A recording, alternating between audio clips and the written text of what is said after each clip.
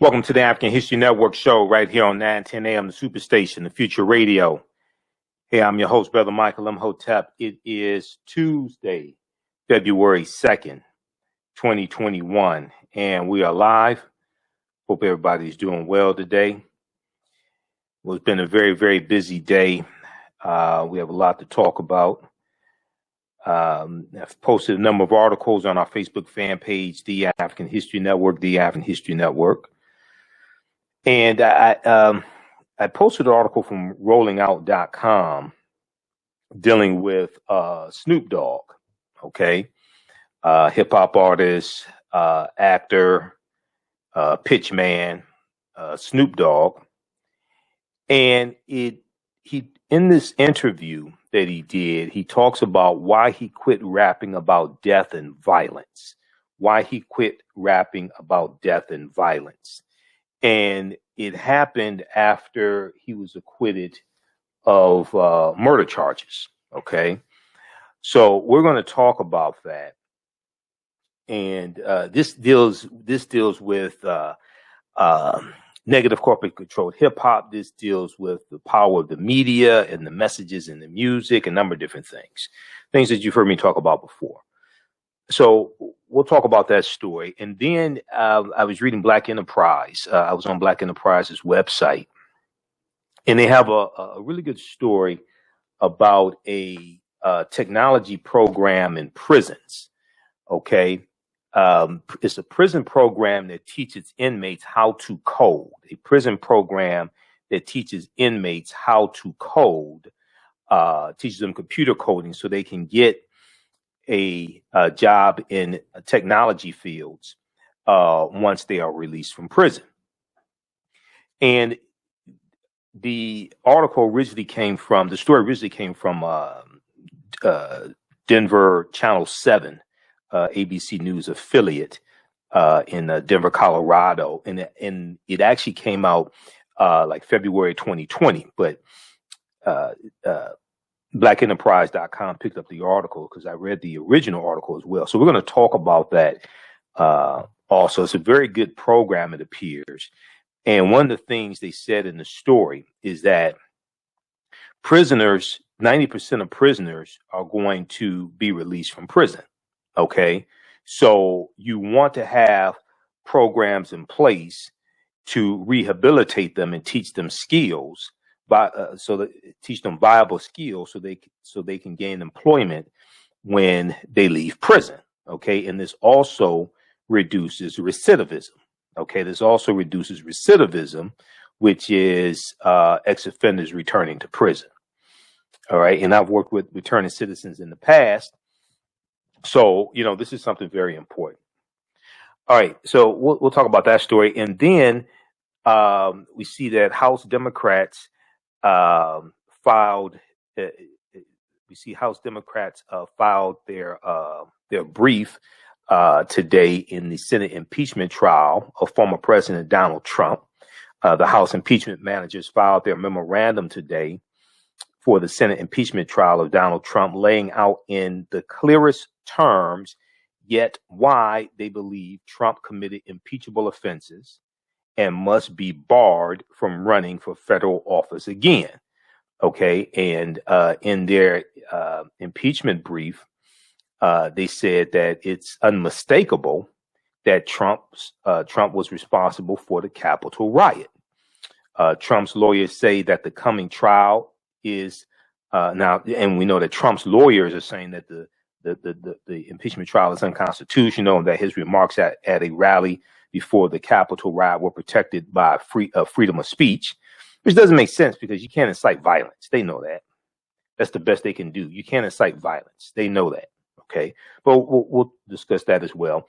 Then yesterday, we didn't get a chance to deal with birthday acknowledgments, birthday shout outs. February 1st was the birth date of the super freak himself, Rick James, right? The super freak himself, Rick James. So we'll talk a little bit about Rick James. We may talk about the Mary Jane girls. I met one of the Mary Jane girls back in 2010. Very interesting story there. It's a PG story. It was rated G, actually. It's nothing crazy, but it's just an interesting story, because I liked the Mary Jane girls when I was younger, so I got to meet one of them. All right. I'm still waiting to meet Apollonia Cotero, right? From Apollonia 6. Okay. If somebody knows Apollonia, give her a call, let her know I want to meet her. Okay. But I met Candy from the Mary Jane girls back about 2010. And then also it was the birth date of Sherman Hemsley. Sherman Hemsley, better known as George Jefferson from the Jeffersons. Okay, we know Sherman Hemsley passed away a few years ago also. But it was Sherman Hemsley's birth date also, February 1st. Okay, so we'll talk some about Sherman Hemsley. We know this is African American History Month. This year's annual theme for African American History Month, we talked about it on our Sunday night show, and we talked about it some yesterday. This year's annual theme for African American History Month is the Black family representation, identity, and diversity. The Black family representation, identity, and diversity. There was an article from New York Amsterdam News from January 28th. I talked about it a little bit on yesterday's show. Didn't get a chance to get into it. We'll try to squeeze that in today also. All right, now people have been asking about my online course. How's everybody doing? Everybody watching on our Facebook fan page, The African History Network, The African History Network, and my YouTube channel, Michael Imhotep, IMHOTEP. People have been asking about my online course, Ancient Kemet, the Moors, and the Ma'afa, Understanding the Transatlantic Slave Trade, what they didn't teach you in school. So it was going to start up Wednesday, February 3rd, but we're going to push that back to next Monday. Okay, so we'll have it start because I'm still working on it on top of everything else I'm doing. So it's going to start Monday, February 8th, same time, 8 p.m. to 10 p.m. Eastern Standard Time. Email me at AHNshow@AfricanHistoryNetwork.com, AHNshow@AfricanHistoryNetwork.com. Okay, for more information, and we'll let you know how you can register for it. And also at our website, AfricanHistoryNetwork.com, you can register for it there as well. It has the information from the last time I ran the show, but the previous course is archived. So when you register, you can start watching the previous course. You'll automatically be registered for this new one. So it is a 8-week, 16-hour online course that I teach. We deal with thousands of years of history, and we do what led up to the transatlantic slave trade taking place. So it'll be Mondays, 8 p.m. to 10 p.m. Eastern Standard Time, starting Monday, February 8th. And I do a PowerPoint presentation. We have video clips. I have an online school, so we teach it there. I do a PowerPoint presentation. We have video clips, book references, articles. It was about 50 different articles that I referenced. So and we take you throughout history. And we deal with the 800-year occupation of Europe by the Africans known as the Moors. We deal with the ancient African presence in the Americas of African people going back at least 56,000 years, even before Native Americans came into existence. And we deal with what led to the transatlantic slave trade taking place. All right. So email us at AHNshow@AfricanHistoryNetwork.com, AHNshow@AfricanHistoryNetwork.com for more information. I'll post a link here also to the online course as well. So this one here has when I did the course in, I think it was 2019, and you can watch it, and then it'll automatically enroll you in the new course offering also. So it's regularly $130. It's on sale $80. You can watch from around the world. We do the class live, and it's recorded, so you can go back and watch it over and over again. And we have a live chat in the class also, so you can ask questions as well. Okay. All right. Now on the African History Network show, we focus on educating, empowering, and inspiring people of African descent throughout the diaspora and around the world, because right now it's correct wrong behavior. What you do for yourself, what you do to yourself, and what you allow other people to do to you and get away with is based upon what you think about yourself. What you think about yourself is based upon what you have been taught about yourself. What you've been taught about yourself is based upon everything you've read, heard, and seen about yourself. So when you control the radius of a man's thoughts, you can control the circumference of his or her actions, because the mind can't do or teach what it doesn't know. Now, we deal with a number of different topics. Here on the African History Network show, we deal with current events in history, politics, education, economic empowerment, entrepreneurship, love, sex, health issues, and much, much more. Sign up for our email newsletter. Text the word Kemet, K-E-M-E-T, to 22828. Sign up for our email newsletter. Text the word Kemet, K-E-M-E-T, to 22828 to sign up for our email newsletter. Also, visit our website, AfricanHistoryNetwork.com, AfricanHistoryNetwork.com. You can sign up for our email newsletter there as well, the AfricanHistoryNetwork.com. All right. Calling numbers 313-778-7600, 313-778-7600 is the calling number if you have a question or comment. We're coming up here on a break in a few minutes here. Let's jump into this first story here. This is dealing with Snoop Dogg, okay? Hip hop artist. And you know, I talked about Snoop Dogg. It was a couple months ago when he came out and he talked about Cardi B and Megan Thee Stallion in their song WAP. And he was talking about it from the perspective of a man about to turn 50 years old, and how that's not a good message for them to send out. Okay. I talked about that on our show, and I'm going to re-air that clip at some point soon and put that together with the panel discussion I did with the sisters dealing with the song WAP. But if we look at this article here from rollingout.com, rollingout.com is a good article from February 2nd, 2021. Snoop Dogg explains why he quit rapping about death and violence. Snoop Dogg explains why he quit rapping about death and violence. And he said that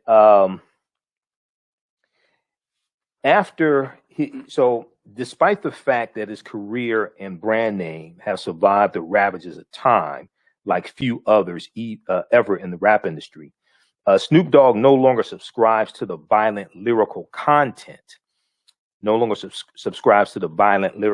content that characterized his meteoric rise and popularity in the early 1990s. The Long Beach, California rapper born Calvin Cordozar Brodus Jr. had a life-changing epiphany when his bodyguard fatally shot a man they both thought was about to kill them in Los Angeles. So I remember when this happened, and he went on trial, and he was acquitted of the charges. Okay, but the violent episode resulted in Snoop Dogg and the bodyguard catching murder charges. Once Snoop and the bodyguard were exonerated of murder, Snoop decided to immediately retire from writing about murder, death, and violence. Okay. He said, on my second album, called The Dog Father, when I beat my murder case, I redirected my pen to write life because I felt like I had wrote death all up until that point. He said this. He told this to legendary DJ Fat Man Scoop on an Instagram Live interview. We're going to continue this on the other side of the break. Listen to the African History Network show right here on 9:10 a.m. the Superstation of Future Radio. I'm Michael Imhotep. We'll be back in a few minutes. For 25 years, the Black History 101 Mobile Museum has carried on the rich legacy of the Black Museum movement in America by showcasing original artifacts of the Black experience at colleges, universities, K-12 schools, corporations, libraries, conferences, and cultural events, making it the most traversed Black History mobile exhibit in American history. Dr. Khalid El-Hakim is the founder of the Black History 101 Mobile Museum, and he is a highly sought-after public speaker on topics of Black history, social studies, education, museum studies, pop, and race relations. Dr. Khalid was named among the change makers for NBC Universal's Erase the Hate campaign and listed as one of the 100 men of distinction for Black enterprise. He recently founded the Michigan Hip Hop Archive on the campus of Western Michigan University. The Black History 101 Mobile Museum is currently scheduling in-person and virtual exhibits nationwide. For more information, please contact Dr. Khalid Al-Hakim directly at 313-645-4197, 313-645-4197, or visit their website at blackhistorymobilemuseum.com. That's blackhistorymobilemuseum.com. You can also email him at bhistory101@yahoo.com, bhistory101@yahoo.com.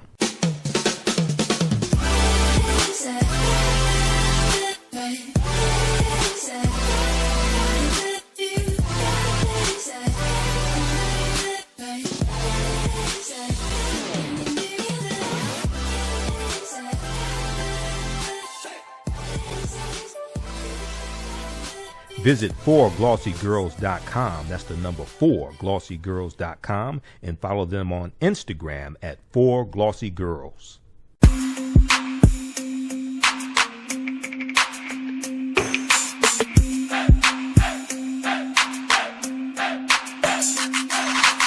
Are you getting ready for fall or winter? We have the solution for all seasonal clothing needs. Comedicwear.com is the go-to online source for comedic African fashion and lifestyle products with a contemporary twist.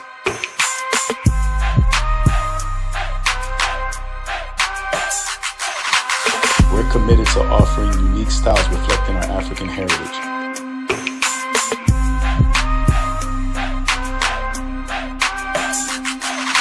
Comedicwear.com is inspired by ComedicScribes.com to influence our people in learning and showing pride. Please visit our website at comedicwear.com.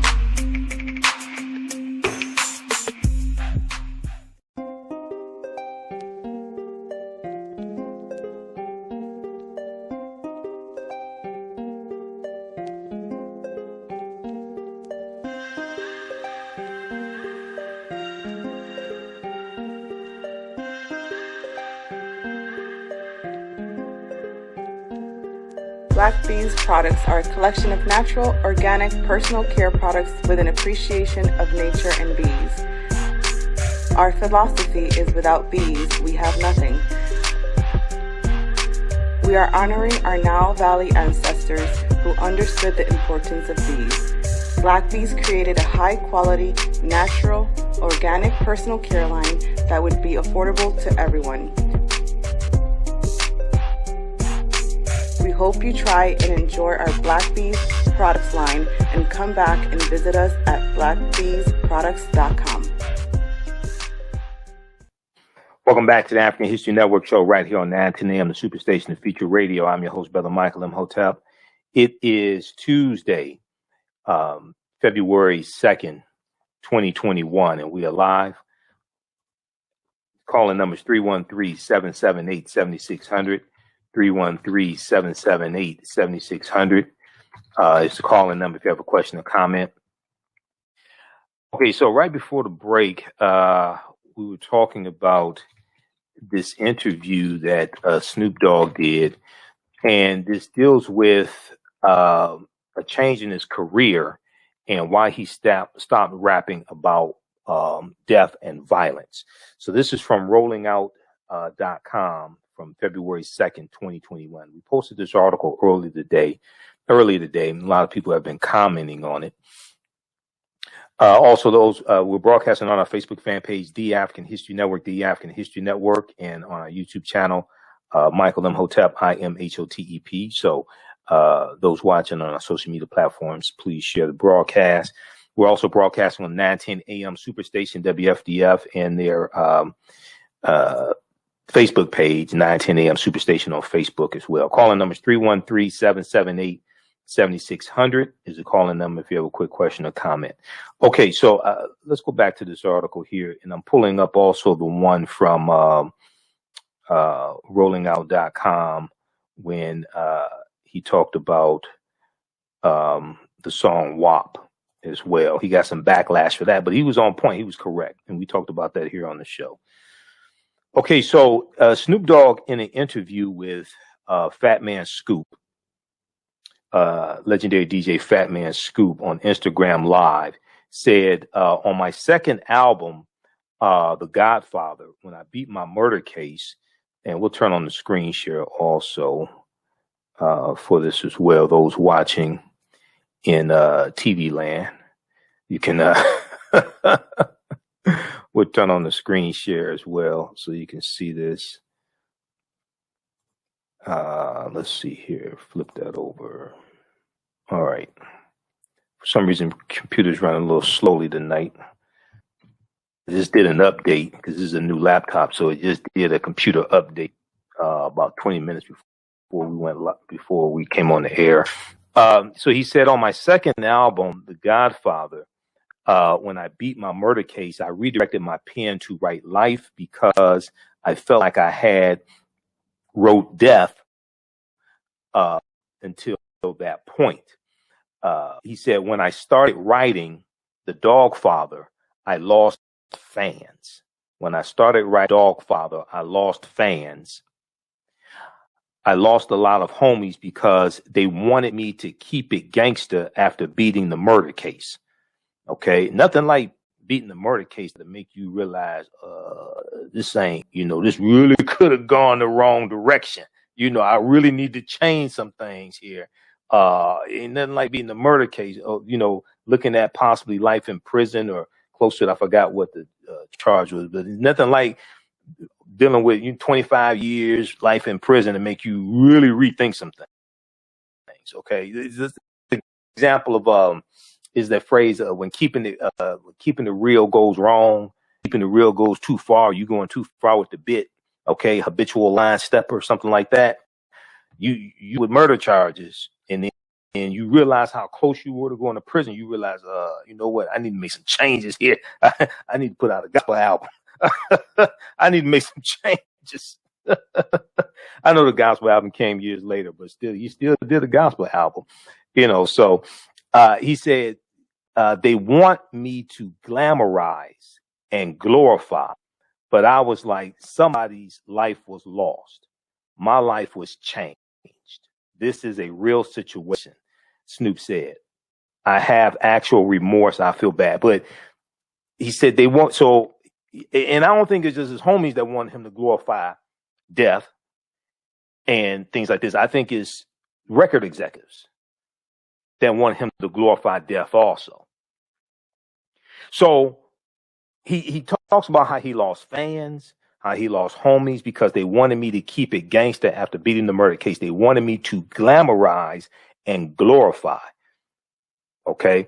But I was like, somebody's life was lost. Now, the murder charge was the second and most dire warning to eschew the topics of violence and murder in music, two main ingredients of 90s West Coast gangster rap. And I lived through the 90s gangster rap and Tupac and Biggie and them being killed and all this East Coast, West Coast beef, all this nonsense, and white people making money off of it as well, or white people making money off of this beef.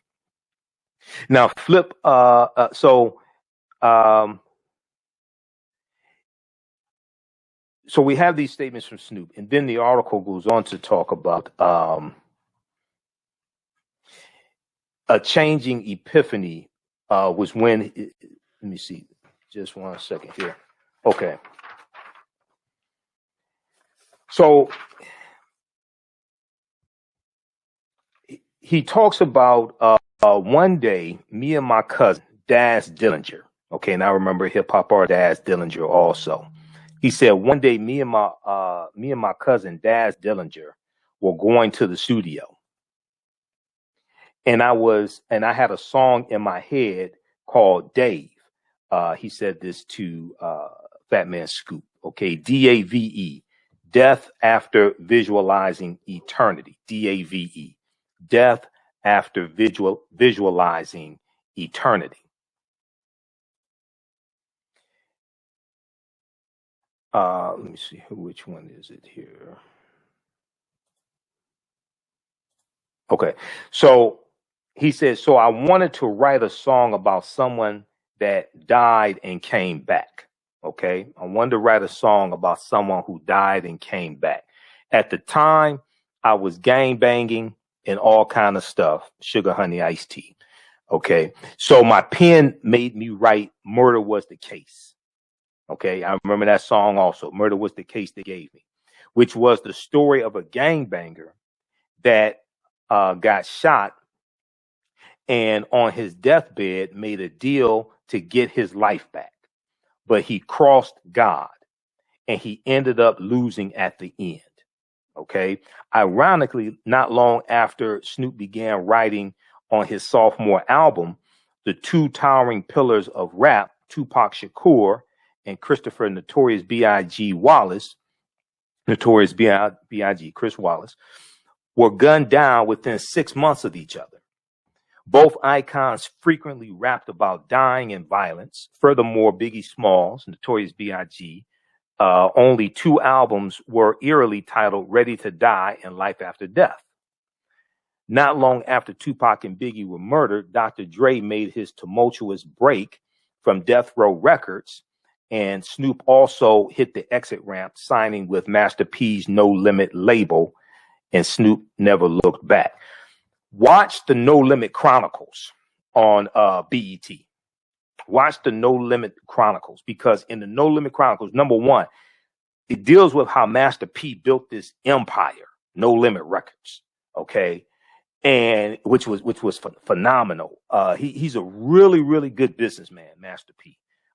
He has a lot of creativity, and he built an empire, but then he signed Snoop Dogg to No Limit Records, brought Snoop Dogg from Death Row Records to No Limit, which really saved Snoop also, and it helped rejuvenate his career and allowed him to go in a different direction, put him in a better environment as well. But they talk about that. It's a 5-part series called dealing with No Limit Records on BET. Okay, 313-778-7600 is the call-in number if you have a question or comment. We'll go to the phone lines in just a minute. But this is I think, a very important story, because here you have one of the top hip hop artists, and I mean, he ain't been in Snoop has longevity. I remember when Snoop Dogg was on the soundtrack for Ricochet, starring Denzel Washington. Okay, what was that? 1990, 91.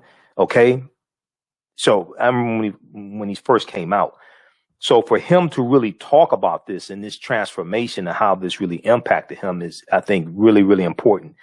Then back December 13th, 2020, there was the article from rollingout.com. Snoop Dogg criticizes WAP song, Offset and angry fans fire back. Check out this article as well. And I agree with this criticism. You know how I felt about the song. And, you know, some people, I don't want people to misunderstand. It's not like I don't like women, anything like that. You know, nobody loves a WAP more than I do. But at the same time, we have to be cognizant of the images that we allow to be projected of us. So I don't want people to be confused on that. You know, some people that know me know how I feel about that, but I just want to be clear. Okay. So read this article also from rollingout.com. Snoop Dogg criticizes WAP song, Offset and angry fans fire back. And then this is the one I was talking about last night when we dealt with the 9-year-old African-American girl who was pepper sprayed in Rochester, New York. Okay. And I talked about adultification bias. And I talked about how all of this is connected. Adultification bias deals with mapping onto African-American girls the stereotypes that have been projected of African-American women, and how African-American girls are oftentimes perceived as being older, knowing more about sex. They are perceived as needing less protection and perceived as being less innocent than white girls. There was a study from the Georgetown School of Poverty, and they did a study called Girlhood Interrupted. There's an article from NBCnews.com that deals with this. The adultification, and you got to bear with me, I'm still setting up I'm still setting this new laptop up. I still have to transfer I got thousands of bookmarks in Firefox. I still have to transfer them over to Google Chrome. And then there's still files I'm trying to transfer over from my external hard drives and the old laptop over to the new laptop. So just bear with me here. But the adultification of Black girls, less protection, more discipline. Less protection, more discipline. Okay. So if you missed our show from Monday, February 1st, and I have to look at the calendar because all my days are running together. If you missed our show from Monday, February 1st, we talked about the African-American girl who was pepper sprayed. She was having mental issues and threatening to kill herself and kill her mother, things like this. But when I did the panel discussion dealing with WAP with 3 African-American women, herb alchemists, who, we should ask, she's a conscious hip hop artist and a herbalist, Jade Arendelle, who's a social activist and anti-racism expert, and also another conscious hip hop artist named Hecka Mecca. And one of the things I dealt with was adultification bias. Okay. So if we look at this article here, this is from NBCnews.com. There are a number of different articles that dealt with adultification bias. There was one from the root.com as well. There were 2 studies that talked about this, one in 2017 and one in 2019. But if we look at this one here, this article here from NBC News, the adultification of Black girls, less protection, more discipline. The adultification of Black girls, less protection, more discipline. Adults think Black girls are less innocent, less in need of protection and nurturing, and seem older than similarly aged white girls, according to a new report. So this article here is from June 28th, 2017. All right. And the name of the report is called Girlhood Interrupted: The Erasure of Black Girls' Childhood. Girlhood Interrupted: The Erasure of Black Girls' Childhood. And in this study, it also said American adults think Black girls know more about adult topics and about sex than white girls of the same age. Now, I cannot stress this enough. People jumped on me when I criticized WAP. No, I've been studying media for damn near 30 years. I'm not just a historian. I also study media. Okay. My degree is in business administration with a major in marketing. The foundation of marketing is psychology. I've been studying media for almost 30 years. When you look at this study, okay, and you tie this into the dehumanization of African-American girls and African-American women and the hypersexualization of African-American women and African-American girls, we can trace a lot of these conceptions and stereotypes back to slavery and the commodification of the sexuality of African-American women and them being raped and African-American girls being made to breed.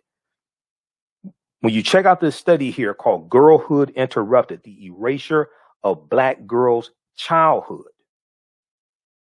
In the study, one of the things it said is that American adults think Black girls know more about adult topics and about sex than white girls of the same age. And they're also looked at as being less innocent than white girls. They're also perceived to seem older than similarly aged white girls. So when you go look at the case from Rochester, New York, and the police officer tells the 9-year-old African-American child, "You're acting like a child," she responds, "I am a child." So if we continue here, and those perceptions are greater when it comes to younger Black girls ages 5 through 9 and 10 through 14. The discrepancy continues to a lesser degree with girls ages 15 to 19.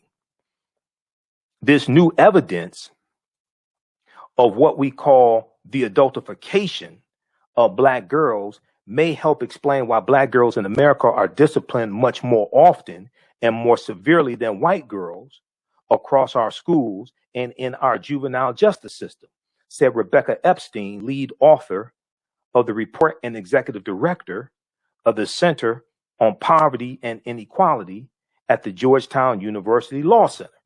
Okay, read this article. There are other articles about it. The Root.com has one. There was a study that came out in 2017 that this article talks about. There was a follow-up study in 2019 dealing with adultification bias. Okay, you tie this into, and this is what I did. You tie this into Cardi B and WAP and Megan Thee Stallion. And I said before, I'm not attacking them. I'm not blaming them. We need to look at the white man who financed this, because it was put out by Atlantic Records, financed by Atlantic Records, marketed by Atlantic Records. That's a white-owned corporation. And I said that you would never find a top white female artist like a Taylor Swift or any of them, a Katy Perry or anything like this, putting out sexually explicit lyrics like that are marketed, have a music video behind them, have real marketing behind them. They're not going to do that. The record companies are not going to allow them to do that. Why? Because you only protect what you respect. And they have more respect for their own women than they do for ours. You're not going to have them with a song that has a bass line that says there's some whores in this house. Okay? Repeated over and over and over again. You only protect what you respect. You compare, you put this together. Racism is a system of advantage and privilege distributed based upon a race that comes out of the ideology of European white supremacy. You connect this with adultification bias. You connect that with the abduction of African-American girls and women, about 64,000 African-American girls and women missing. It's all connected. If we go and we look at, R. Kelly and Surviving R. Kelly. You watch that documentary. Chance the Rapper is in that documentary. I like Chance the Rapper. Chance the Rapper said, and there was an article, I think, from BET.com that talked about his interview for the documentary series. Chance the Rapper said, maybe I did not believe the women because they were black women. Maybe I did not believe the women because they were black women. When you go look at the original court case on the child pornography charges against R. Kelly from years ago, and they interviewed a lot of the jurors were talking about how they didn't believe the women and how some of them didn't like the women and how some of the women were dressed and different things like this. So all of this is connected. Let's go to the phone lines. Let's go to line one. We have Judith on line one. Judith, hey, thanks for holding. Tell us where you're calling from. Welcome to the African History Network show. Do we have Judith on line one? We have anybody on line one? Whoever we have, let's just go to Shakita. Okay. You call back in, Judith. Sorry about that. And then, as I talked about yesterday, see, that's why there was a petition going around, and you had a lot of white people signing the petition trying to get Kylie Jenner digitally removed from the video WAP. They did not think Kylie Jenner belonged in that video. The reason why was, like I said, you only protect what you respect.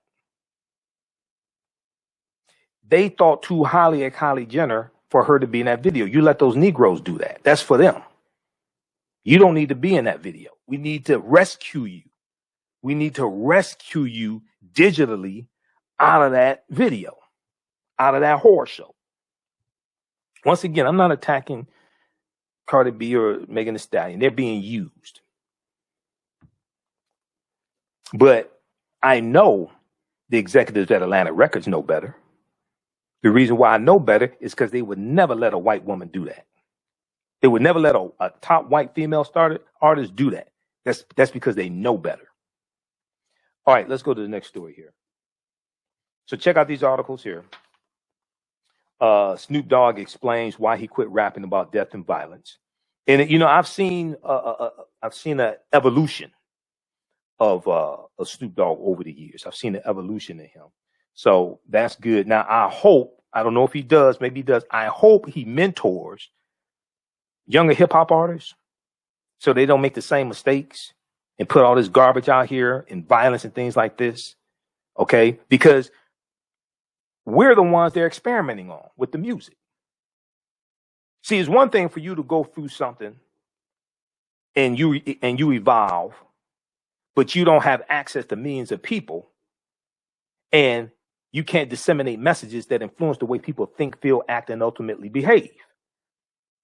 You can't tell me that they don't have an influence of the way people think, feel, act, and behave. Otherwise, they wouldn't have multi-million-dollar endorsement deals for Doritos and soft drinks and fast food and clothing lines. So you can't tell me, my degree's in marketing, you can't tell me that they don't influence the way people think, feel, act, and behave, and you have product placement taking place right in the music videos for Ciroc vodka, for Hennessy, for all types of clothing and things like this. The psychologists and the marketers understand this, that a lot of people don't understand how they're being manipulated. I understand it. I know it when I see it. I mean, I understand it. This is why I've been studying media for 30 years. Okay, so I hope he's mentoring, and he may be, I don't know, but I hope he's mentoring younger artists so they don't make the same mistakes. Male and hopefully female artists also. Okay, next story. So I saw this. We're going to go to this clip here from Denver Channel 7, Shakita. I saw this article from blackenterprise.com, and this from February 2nd, 2021. We posted this on our Facebook fan page, The African History Network, The African History Network. And this article deals with a program at a prison, San Quentin Prison. The program is based in San Quentin Prison. And what it does is it teaches prisoners coding so they can get jobs in technical fields when they leave prison, and also cuts down on recidivism, which is extremely, extremely important. Okay. I've worked with returning citizens in the past. Most of them don't want to go back to prison. But in addition to them needing a second chance, sometimes a third chance, but in addition to that, they need viable skills. They need viable skills so they can gain employment, okay, and have some type of career. So Black Enterprise has this article, program teaches prisoners how to code so they can get tech jobs once released. Now, the name of the program is called The Last Mile. The Last Mile, not to be confused with the Green Mile. That's Michael Clark Duncan. Okay. But it's called The Last Mile. And it's a prison rehabilitation program based in San Quentin, Florida. It offers prisoners free training on how to code, how to write computer code, how to code so they can write computer programs, things like this. Now, this equips them with the training they need to get a job more easily once they are out of prison. Now, Jason Jones is a software engineer who teaches computer coding to prisoners through remote communication. He told Denver Channel 7 News, quote, "At the last mile, we are using technology to try and solve mass incarceration. At the last mile, we are using technology to try to solve mass incarceration." Now, those who finish the program, once released from prison, will be connected with tech companies such as Slack, Facebook, and even Google. Jason Jones himself was a product of the program, He belongs to the almost 100 graduates who had a zero recidivism rate, which is fantastic, compared to the 83% recidivism rate in the whole country. All right, so I'm going to go to this clip here, but check out this article here from blackenterprise.com. Program teaches prisoners how to code, and we're going to bring it up here. Program teaches prisoners how to code so they can get a tech job once released. Let's go to that clip from Denver Channel 7, Shakita. More than 2 million people in America. According to the Department of Justice, 650,000 will get out this year. It's expected that 80% of them will reoffend and be back. But does the recidivism rate and the number of people in prison in this country have to be that high? When you want to make a change, at the last mile, we're using technology to try to solve the problem of mass incarceration. The Last Mile is a program that has software engineers like Jason Jones that will help you so much more remote into prison and teach convicts computer coding. Once they learn the skill and are released, former convicts and now coders are connected with tech companies like Slack, Google, and even Facebook.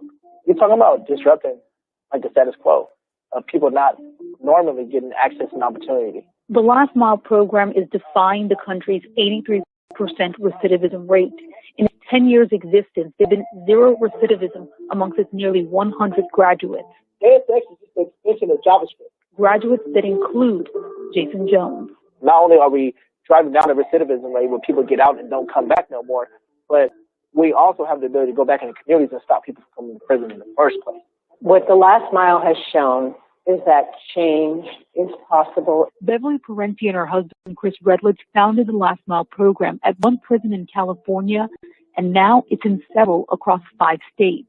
We're trying to create a platform that we can take across the country that will sort of level up expectation from people inside. In total, about 500 offenders are going through the program now, and while their lives are potentially being changed, the financial burden to society is also being relieved. We know for sure that there are better uses of our funds than spending on prison. Generally, many people inside really want to do better. They want a second chance. They want the opportunity.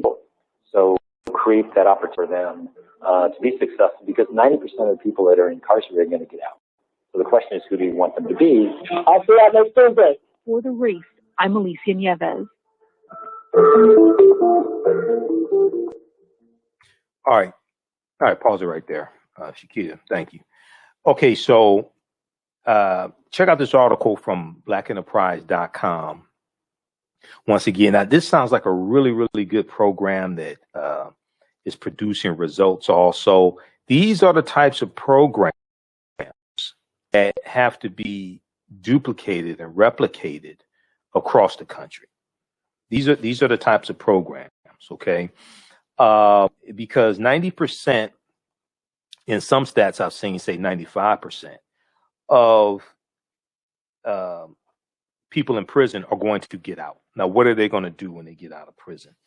So The Last Mile, founded by Chris Redledge and his wife Beverly Parenti, was launched. Since then, hundreds of incarcerated people have been taking on the program, benefiting from their potential life transformation.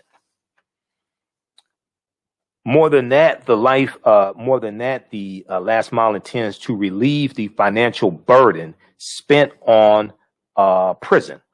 The estimated cost, the financial burden spent on the prison. Okay, the financial burden that the prison encounters in facilitating this program. The estimated cost to house a prisoner in California is about $75,000 a year, but it only costs about $5,000 for a prisoner to go through the program. Okay, and let me see something here. Only costs about $5,000 for a prisoner to go through the program. And Okay, just a second here. This is running slowly for some reason. At first, the budget for the program came from Redless and Parenti themselves. Now they have support from corporate partnerships and state funding. Okay, so when you have a program like this, and there are others, this is not the only one, of course, but when you have a program like this that can reduce recidivism and give them viable skills, then that's something that should be supported. And that's something that many taxpayers would say, hey, this makes sense to support. Okay, so at first, the budget for the program came from Redless and Parenti only. Now they have gained support from corporate partnerships and state funding. The program, which started in one prison in California, has now expanded to 5 states, and their reach continues to grow. All right. Okay, so check out this article here from blackenterprise.com. Also, program teaches prisoners how to code so they can get tech jobs once released. All right, look, we're out of time here on the 10 a.m. Superstation WFDF. Be sure to email me, AHNshow@AfricanHistoryNetwork.com, AHNshow@AfricanHistoryNetwork.com to find out online course that I'm teaching. It's going to start up Monday, February 8th, 8 p.m. Eastern Standard Time. And then also we're going to post a link here again. You can register for the class. This is the old course that I taught is archived. And when you register for the old one, we will enroll you into the new one as well.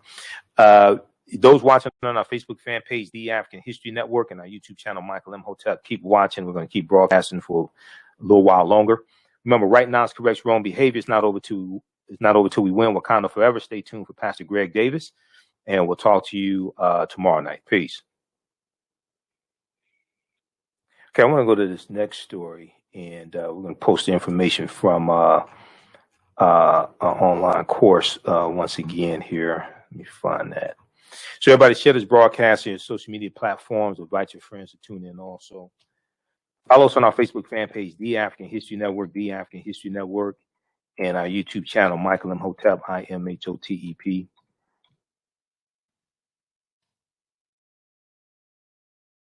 All right, so this next story I want to go to,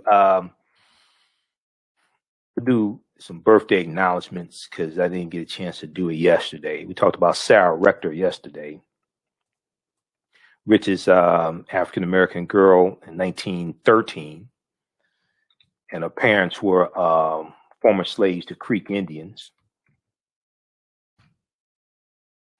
So check out the show from February 1st. Kicking off African American History Month also. I want to go to this.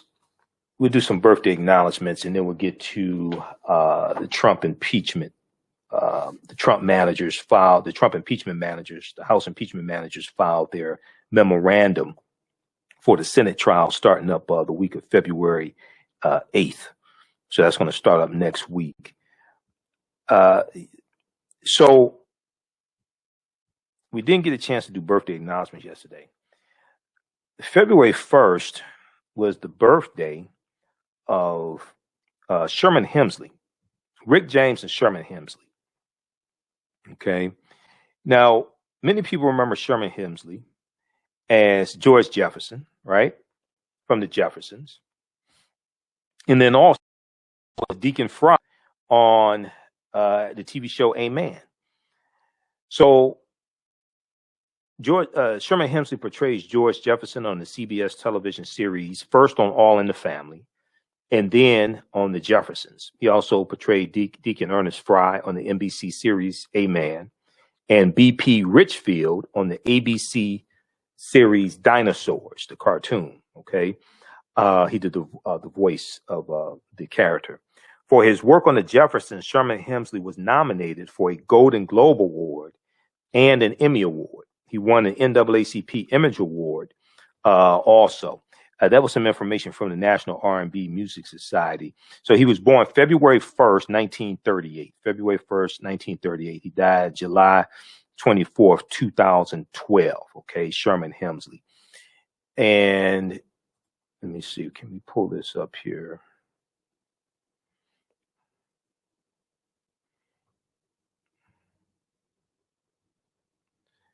Let's see if we can pull this up, because everything's running slowly for some reason. Okay, so you had Sherman Hemsley born February 8th.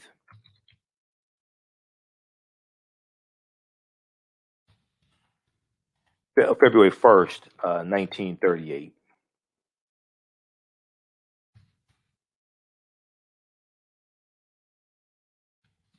I'm going to pull this up. And I had the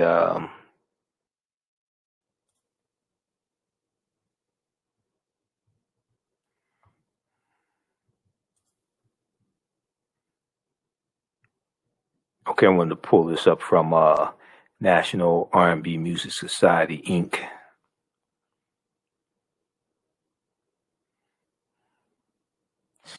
And then also it was the birthday of Rick James as well. So we'll talk some about Rick James also. Let me see if I can pull this up here.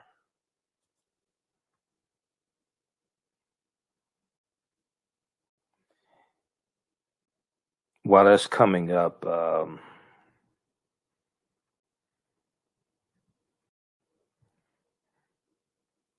now, the February 1st was also the anniversary of the death of Donald Cortez Cornelius, born September 27th, 1936, and he died February 1st, 2012. And he took us on the hippest trip in America. He was the creator of Soul Train. And I remember watching Soul Train in the 1970s. And, so, Soul Train was cool. And then you had the commercials for Soul Train. Also, you had the commercials that aired during Soul Train. You had the one guy, he had I think it was an afro that he had. It wasn't Jerry Curls. I think it was an afro.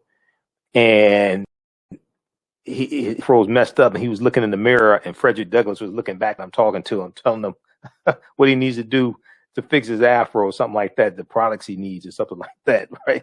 So you had all these type of commercials, Afro Sheen and things, it was an empire that Don Cornelius built up. And I watched some of the TV show dealing with Soul Train, American Soul on BET.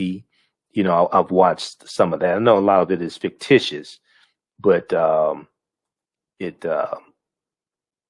think there's some truths in there also. Okay, so we have. Do you have an idea or business that requires app development or thinking of moving your IT resources to the cloud?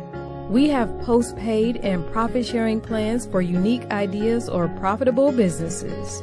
Who can take advantage of this unique program? Entrepreneurs with unique ideas, startups, small to medium businesses. Contact us 267-209-0352. Visit nomadicsystems.net, nomadicsystems.net today. Intuitive Design Clothing is an online accessory store that sells one-of-a-kind signature statement pieces for men and women. They also specialize in fashion consultations, closet organization, and decorating small spaces. Are you looking for a statement piece for a special affair, or would you like to add some select pieces to your ensemble of accessories? If you're looking for something different, definitely contact Kathy Norman, owner and CEO of Intuitive Design Clothing. Visit their website, intuitivedesignClothing.com. That's intuitivedesignClothing.com, and you can email her at info@intuitivedesignClothing.com. Intuitive Design Clothing is where every entrance is a grand entrance.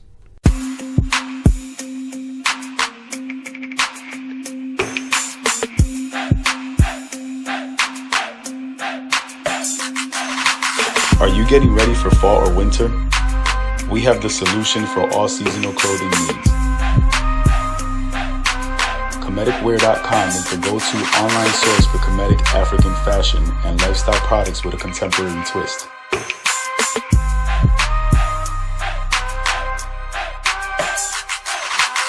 We're committed to offering unique styles reflecting our African heritage.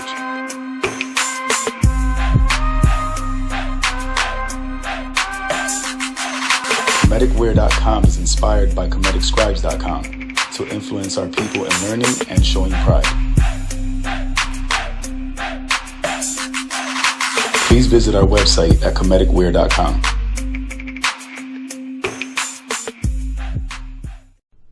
Soul Natural Beauty Products offers organic, plant-based skin and hair care products that will rejuvenate skin and naturally grow and thicken hair. Their whipped shea butter can heal or restore damaged skin cells to prevent hyperpigmentation and skin breakouts. All products are made with organic plant-based ingredients. Their maximum hair growth oil is fortified with organic herbal extracts and undeniably proves that Mother Nature knows best. It thickens, lengthens, softens, and conditions all types of hair. They even guarantee hair improvement within 90 days or a full refund. Their all-natural 24-hour deodorant leaves the body smelling fresh without sweating for up to 24 hours. It does not stain fabric, goes on smoothly, and has a refreshing lavender and frankincense aroma. It can be used by men, women, and even children. Place your order today at soulnaturalbeautyproducts.com. That's soulnaturalbeautyproducts.com, and follow them on Facebook at Soul Natural Beauty Products. Sherman Hemsley, and let's turn the screen share on. And just bear with me because the computer's running slowly. I think it's because of the software update I just had to do. This is a new laptop, and I just did a software update about 20 minutes before we came on the air. I had to reboot the computer. All right, Nateri, how you doing, Nateri? Okay, so Sherman Hemsley, right? George Jefferson. Now, there was also from Soul TV, they had information about Sherman Hemsley as well. And I want to pull that up. Just bear with me. I'm pulling that up on my phone. So I did not get a chance to print it out. Yeah, here we go. They have more information. So yeah, as I said, he was born February 1st, 1938. Died July 24th, 2012. Now, he was known for his roles as George Jefferson and Deacon Ernest Fry. Hemsley also played Judge Carlson Robertson on the NBC series The Fresh Prince of Bel-Air. I remember him on The Fresh Prince of Bel-Air. Okay. And he was kind of like an adversary of Uncle Phil. For his work on the Jeffersons, Sherman Hemsley was nominated for a Golden Globe Award and an Emmy Award. He also won an NAACP Image Award. Now, in his early years, Sherman Hemsley joined the United States Air Force, where he served for 4 years. On leaving the Air Force, he returned to Philadelphia, where he worked for the United States Postal Service during the day while attending the Academy of Dramatic Arts at night. He then moved to New York, continuing to work for the post office during the day while working as an actor at night. He starred as Gitlow, Gitlow, Gitlow in the early 1970s Broadway musical Pearlie. While Sherman Hemsley was on Broadway with Pearlie, Norman Lear called him in 1971 to play the recurring role of George Jefferson in his new sitcom called All in the Family. And All in the Family was groundbreaking television. I mean, we may look at it today and you say, oh, it's, they're talking about this, they're talking about the war, they're talking about, LGBTQ and things like that. They didn't even call it LGBTQ then, they just called it gay. They're talking about this. But back then, because All in the Family, that debuted, I think it was like 1969. his late 60s, then goes to early 70s in the 80s. So back at that time, oh my God, this is groundbreaking TV. This is shocking. Okay. So Sherman Hemsley joined the cast 2 years later. The characters of Sherman Hemsley and co-star Isabel Sanford were supporting occasional roles on All in the Family, but were given their own spinoff show, The Jeffersons. They moved on up to a deluxe apartment in the sky. Okay. Theme song written by Janae Dubois, who was Walona Woods on Good Times. So The Jeffersons, so this was 2 years after Hemsley made his debut on the sitcom. The Jeffersons proved to be one of Norman Lear's most successful series, enjoying a run of 11 seasons through 1985. Now, the problem was the Jeffersons were not given a finale show. The Jeffersons were not given a finale show, which is the height of disrespect. They were on for 11 seasons, and they just ended abruptly. And actually, on TV One Unsung, okay, on TV One Unsung Hollywood on TV One, they do an unsung on the Jeffersons. I still have it recorded, and they talk about when the show was canceled, and it said the cast: Sherman Hemsley, Isabel Sanford, Marla Gibbs, Florence Johnston. They learned that the show was canceled by reading about it in the newspaper. They learned that the show was canceled by reading about it in the newspaper. Okay, the show was on for 11 years and was not given a half-hour finale show. This is how they treated African Americans then, and somewhat now. It's a little better now, but especially back then, this is how they treated them. The same thing happened with the TV show Girlfriends. If I remember correctly, Girlfriends was on 8 seasons, and they did not get a season. They did not get a series finale or anything like that. They just canceled the show. It was a number of our shows they did this like. They did that too. The show.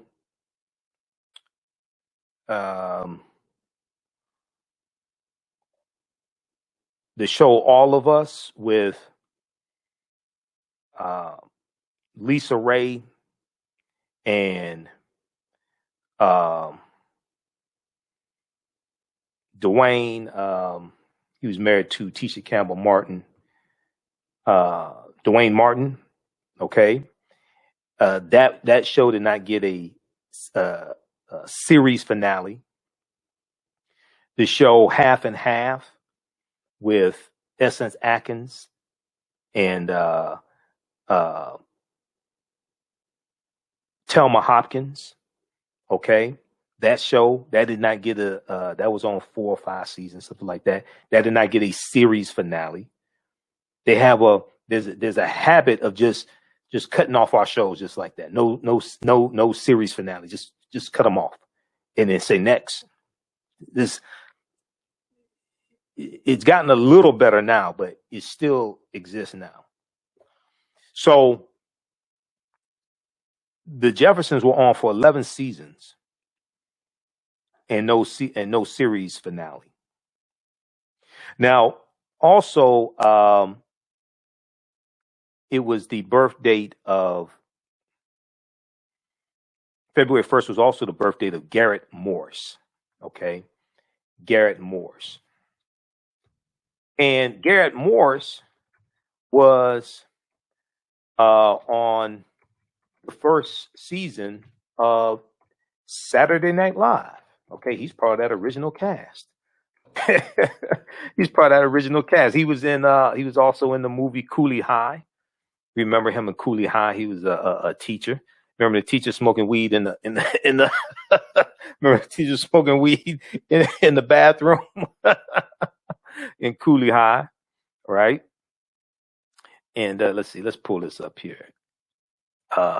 Soul TV has a good write-up on Garrett Morris. So we posted about this also. So happy birthday to Garrett Morris. We didn't get a chance to get to the birthday acknowledgments yesterday. So just bear with me, okay? I know. Just bear with me here. I want to pull this up. So he was born February 1st, 1937. He's a comedian, actor, and singer. He was part of the original cast of Saturday Night Live, appearing from 1975 to 1980. And you know, on 10 p.m. on NBC, they show each Saturday they show some of those old episodes of Saturday Night Live. There was, in the first season, Richard Pryor hosted an episode of Saturday Night Live, okay? And it's classic. Go watch it, okay? It's not classic because he used the N-word on the show, which he did, okay? That's wrong. It's not classic because of that. But just him being there, just performing is classic. But the musical guest was Gil Scott-Heron. Okay. I mean, you go back and watch that show. You have Richard Pryor and Gil Scott-Heron. Gil Scott-Heron was just a musical genius. I mean, you listen to songs like "We Almost Lost Detroit." Okay. And the song is not about gentrification. It could be about gentrification, right? It's about like a nuclear disaster. We almost lost Detroit.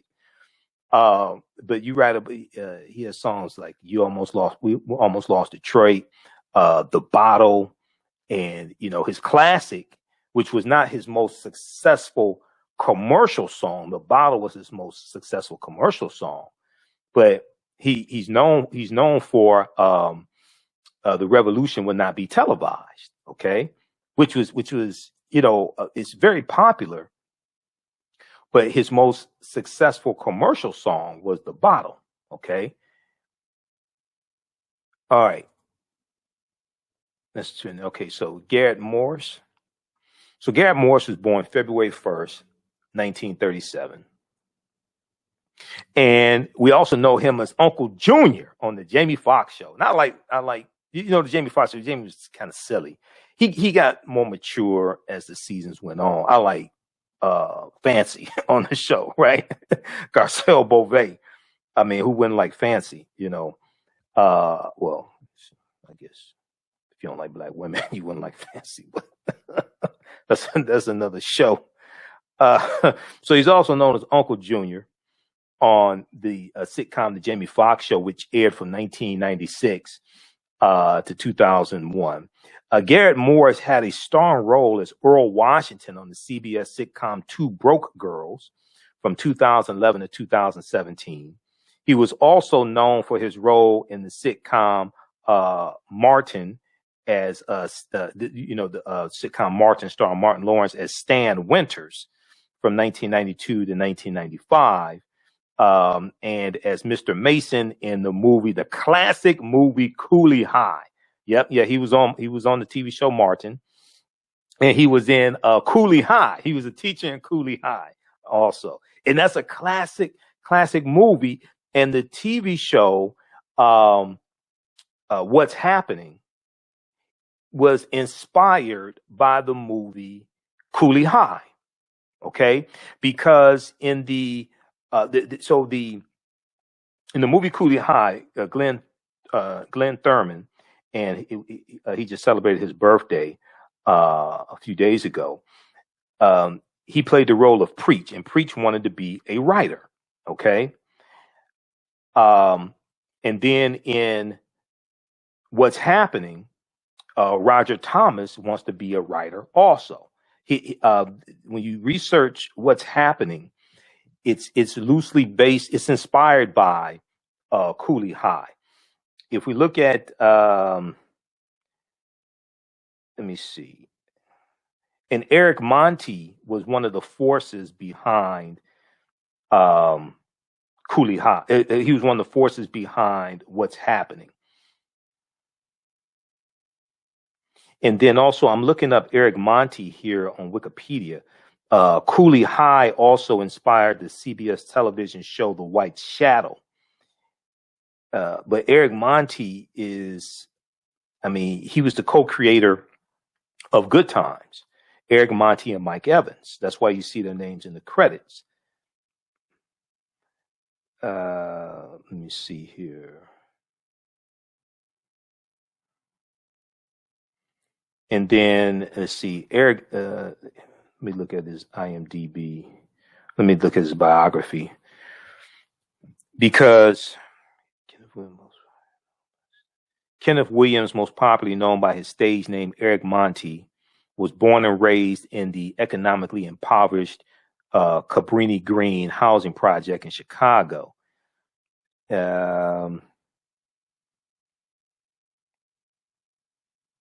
Okay, Eric Monti was befriended by a fellow actor named Mike Evans in 1971. Mike Evans, who got a new role on Norman Lear's sitcom. Let me pull this up here. Y'all need to see this. Let's turn off the screen share, because see, this is where Hollywood meets history. Okay, this is all tied into history. Let's look at Eric Monti. This is why these shows, I can't do these shows in 1 hour. That's why I need to I need to cut these shows back because I end up staying up too late. Let's pull this up here. Eric Monti and Cooley High. Let's look at his biography at IMDb.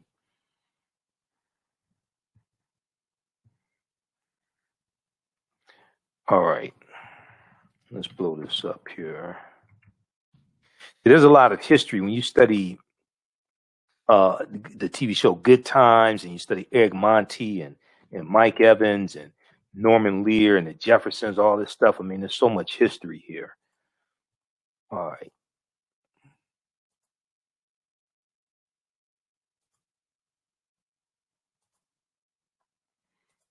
And you could probably change this. Wayans brothers. Now, what about the Wayans brothers?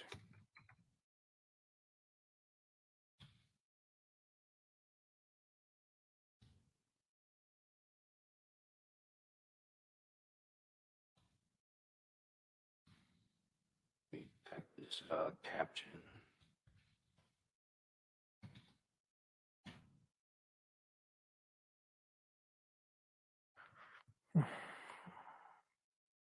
Okay, let's look at this here. Let's turn on the screen share.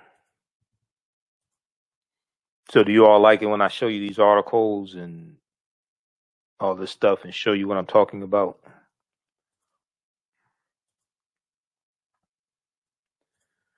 Okay, so Kenneth Williams, most popularly known by his stage name, Eric Monti, was born in the economically impoverished Cabrini Green project in Chicago. And see, that's why that's where Good Times is set as well, in the Cabrini Green projects also.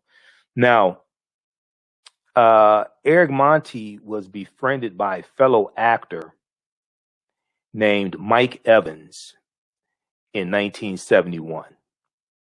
Mike Evans, who got a new role on Norman Lear's sitcom All in the Family, was impressed by Eric Monti and asked Eric Monti to help expand his role on All in the Family. Eric Monti wrote a script, submitted to Norman Lear.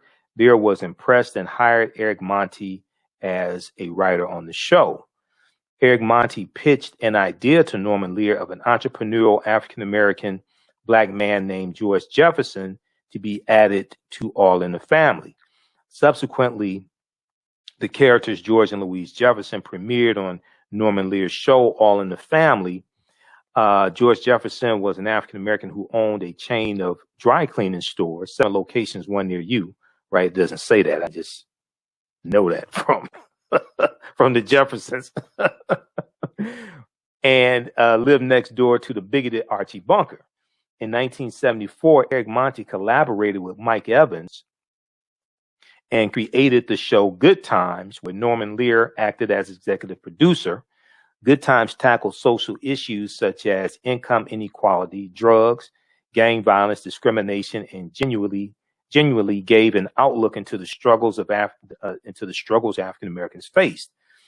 Norman Lear, however, consistently insisted that the father be written out of the show and asserted that a strong black man in the sitcom won't work. This is true because I've researched it. This is what Norman Lear said. Okay, and see, Eric Monty was against that. Eric Monty, let me just say this quickly. Eric Monty was against that. He wanted the father on the show. Okay, Esther Roll. When you read Don Bogle's book, and we're gonna wrap up this segment because I don't want this to be too long. When you read this book here, Blacks in American Television, Blacks in American Films and Television, an illustrated encyclopedia by Donald Bogle. Donald Bogle breaks this down. Okay. Good Times was a spinoff of All in the Family. Good Times was a spinoff of Maud. B. Arthur Maud, and then there's Maud, that uncompromising, enterprising, everything but tranquilizing, right on Maud, right? So B. Arthur is Maud. So Maud was a cousin to Edith Bunker on All in the Family. Maud is a spinoff of All in the Family. Maud had a maid named Florida Evans. Florida Evans had a husband, James Evans, on the show Maud. Now, they had two different people who played James Evans. One was John Amos, and another was another guy. I don't remember his name. But on the show Maud, James Evans was a fireman. He was a firefighter. When they decided to spin off Good Times and give Florida Evans her own show, because she was the star of the show, they did not want her, the executives did not want Florida Evans to have a husband. They wanted her to be a single mother. Esther Roll stood her ground and demanded that Florida Evans have a husband, because she had a husband on Maud when she was a maid. Now you're spinning the show off and she's going to have her own show. Now you don't want her to have a husband. You want her to be a single mother. What kind of game are you running? But Florida Evans, Esther Roll, and I met Esther Roll some years ago. She was a member of Zeta Phi Beta Sorority Incorporated. Those are our sisters. I'm a member of Phi Beta Sigma Sorority Incorporated, Phi Beta Sigma Fraternity Incorporated. And we were, it was a state conference, and it had to be, I can't remember if it was a Zeta State Conference or a Sigma State Conference. I can't remember, but she was there. It may have been Phi Beta Sigma State Conference for the state of Michigan, but she was there signing autographs, Esther Roll. So I got to see her for a minute and interact with her. But she was a very smart, very dignified woman. So when Eric Monty talks about how Norman Lear was against the father being on the show, he's correct. Okay. They did not want James Evans on the show. They did not want John Amos or any black man, not just John Amos, but they did not want Florida Evans to have a husband. Norman Lear, however, consistently insisted that the father be written out of the show and asserted that a strong black man in the sitcom won't work. He said a strong black man in the sitcom was not funny. But Archie Bunker was funny. Archie Bunker was a strong white man. He was dumb, but he was a strong white man. In 1976, against the wishes of Eric Monty, Norman Lear fired John Amos, who played the strong black father on the show, after John Amos voiced strong objections to the lack of direction of the show. In 1974, Eric Monty quit Norman Lear's production company after he received a contract to write Cooley High, a movie chronicling the antics of African-American teenagers living in the Chicago projects. A year after, so Eric Monty, he writes the screenplay for Cooley High. Okay, so that's Eric Monty. A year after Eric Monty's resignation, Norman Lear came out with a show called The Jeffersons, a spinoff of All in the Family, which starred the characters George and Louise Jefferson, in their own sitcom. Even though it was Eric Monty who created the characters, George and Louise Jefferson, Norman Lear took the credit and billed himself as a creator of the show. The show ran for 11 seasons and was regarded as the most successful African-American sitcom in history. Okay. I'm not sure it's the most successful. I'm not sure if it's most successful. Maybe the most successful at that time. I'm not sure if it was more successful than The Cosby Show. The Jeffersons paved the way for shows like The Cosby Show, which also chronicled the adventures of an upper middle class African-American family. With the success of the 1975 movie Cooley High, a sitcom adaptation then followed in 1976 called What's Happening. What's Happening became the first African-American teen sitcom to break into the Nielsen ratings. All right. So read more about Eric Monty here. Check this out. This is bio at imdb.com. Now, I've heard that some people dispute some aspects of his bio, things like this. Saying so when it comes to I think some of the dispute comes when it comes to taking credit for maybe the creation of the show Jeffersons or something like that. It may be a little gray area somewhat, but he did do a lot of this. Okay, it's the reason why I said that because I talked to his former business manager years ago when I was the first interview I did with Bernadette Stannis, who's Thelma Evans from Good Times. I did a lot of research on the show Good Times, which then took me to research Eric Monty, and I came across the phone number of his former business manager. I called her and talked to her. I forgot her name. I got to go to this. That was probably 10 years ago. Well, 7 years ago, something. So I talked to her. She gave me some background information, things like that. So that's why I say this. Some of that stuff take with a grain of salt. But Eric Monty did a lot. Eric Monty, can't take that away from me. Eric Monty did a lot. All right. And one of the things Eric Monty wanted to do was he wanted to write scripts and movies and TV shows that were non-stereotypical, that were empowering for African Americans, that showed us in a positive light. Okay, that's something that he wanted to do. Let me see something here.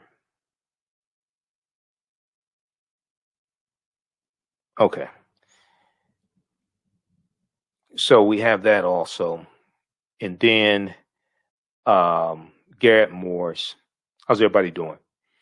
All right, hey, if you like this type of information, also, you can donate to the African History Network, $ the AHN Show through Cash App, $ the AHN Show through Cash App, also through PayPal, paypal.me/the AHN Show, paypal.me/the AHN Show. This helps us to stay on the air 6 days a week, keep doing the research, keep broadcasting, pay some of the bills, etc. Okay. And at our website, AfricanHistoryNetwork.com, click on the yellow donate button as well. All right. Okay.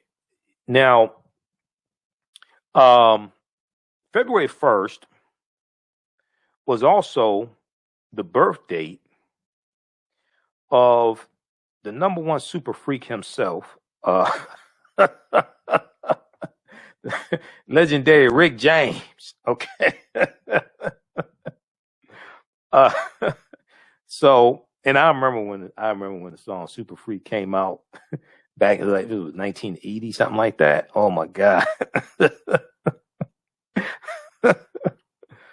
I mean, back then, we'd be shocked compared to the stuff that's out now, Super Freak was tame, compared to the stuff that's out now. Oh my God. But, hey. All right, so he's born February 1st, 1948, and he passed away. Remember when he passed away?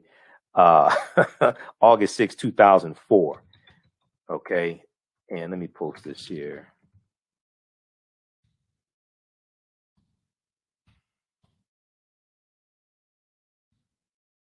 All right, Rick James. And I mean, there were a lot of people, who were musically influenced by Rick James. So, remembering Rick James, born February 1st, 1948, singer, songwriter, multi-instrumentalist, and producer. Okay. After forming, and I want to pull this up here also on Rick James. After forming the Stone City Band. Now, he was born James Ambrose Johnson Jr. That's his birth name. James Ambrose Johnson Jr., professionally known as Rick James, okay? Also known as the original Super Freak, right? So after forming the Stone City Band in his hometown of Buffalo, New York, in 1977, Rick James finally found success as a recording artist after signing with Motown's Gordy Records, releasing the album Come Get It in April 1978, where the hits You and I and Mary Jane were released. Okay, You and I remember all those songs. I remember Mary Jane Girls. I remember the song Mary Jane. I remember You and I remember Tina Marie. And Tina Marie has some, Tina Marie was bad. That girl could sing. She could play the guitar. You swear she had some black in her. And being that she was with Rick James, one way or another, she had some black in her. But that's a whole nother story. Ebony Eyes, Fire and Desire, all those, right? But but anyway. So let's continue here. All right. So he finally found success as a recording artist after signing with Motown's Gordy Records, releasing the album Come Get It. And in April 1978, where the hits You and I and Mary Jane were released, helping the album go platinum and selling over 2 million records. This was followed with 3 more successful album releases. Rick James released his most successful album, Street Songs, in 1981. And on one of them, the National R&B Music Society, they showed the cover like Street Songs, and he has on these red like thigh-high boots. I forgot about that. So, and Rick James talked about how, because Rick James comes out in 1977, and Rick James talked about how something to the effect of how he influenced Prince, or something like that. But yeah, I forgot about Rick James and the thigh-high boots.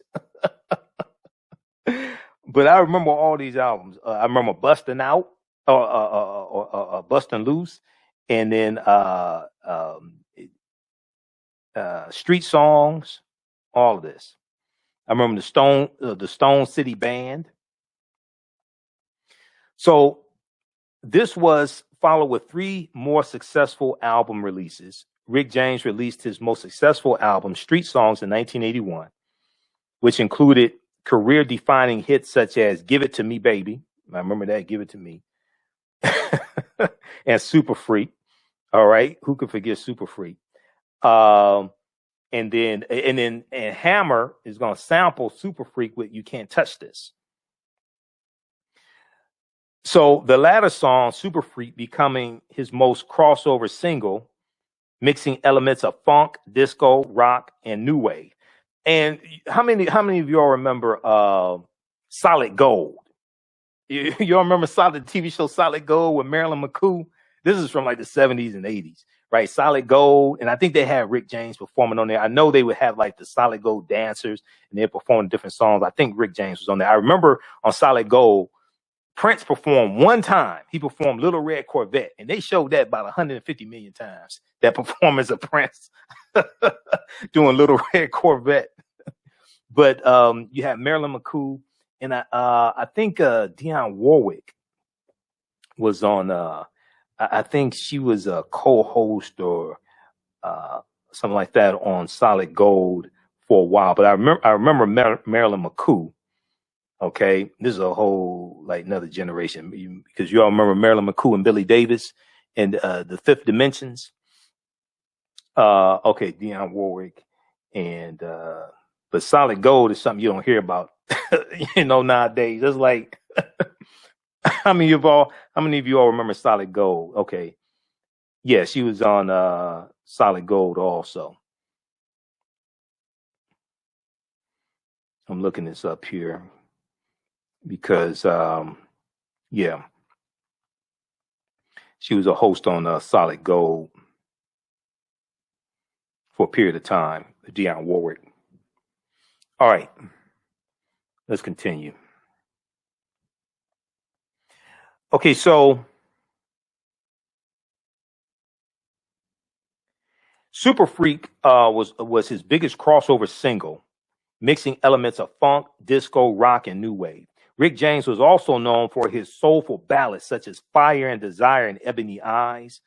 I'm not sure how many babies were conceived listening to Rick James music, right?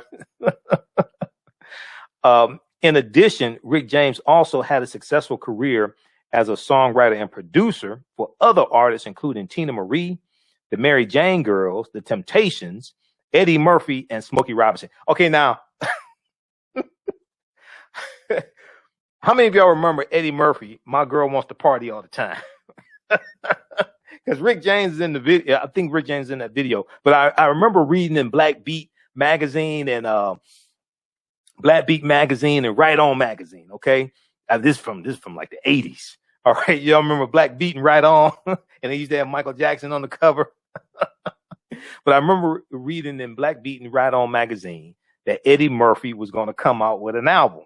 And I remember seeing them in the studio with Rick James, and he comes out with My Girl Wants to Party All the Time. Go watch that. It's probably on YouTube.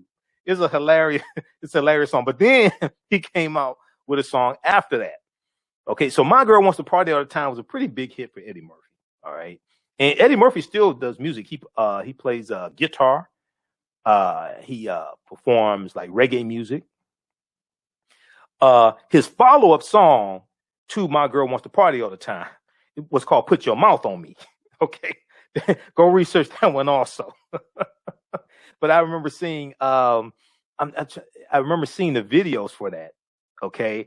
And let me see, what year was that? My Girl Wants to Party All the Time. Because I'm trying to remember, did they show that on Saturday? I think they showed some of those on Friday night videos. Okay. Let me see, what year was that? My Girl Wants to Party All the Time.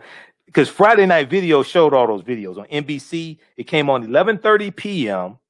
and it went off 1 a.m. Saturday morning. Friday night videos on NBC. And all those videos they showed. So Friday night, so in the 80s, Friday night, you had Miami Vice at 10 p.m. Then your local news came on. Then 11:30 p.m. Eastern Standard Time was Friday night video. So each week they had a different host. It was one of the stars of one of the shows on NBC that hosted it. They have some episodes of Friday night videos on YouTube. I'm going to watch them. One week you had Malcolm Jamal Warner and Tempest Bledsoe who hosted. They were on the Cosby Show. Another week you had Alf. Remember Alf? Alien Life Form. You remember Alf, the TV show Alf from the 80s? One week he hosted. So each week you had a different star or co-star of an NBC show that hosted Friday night videos.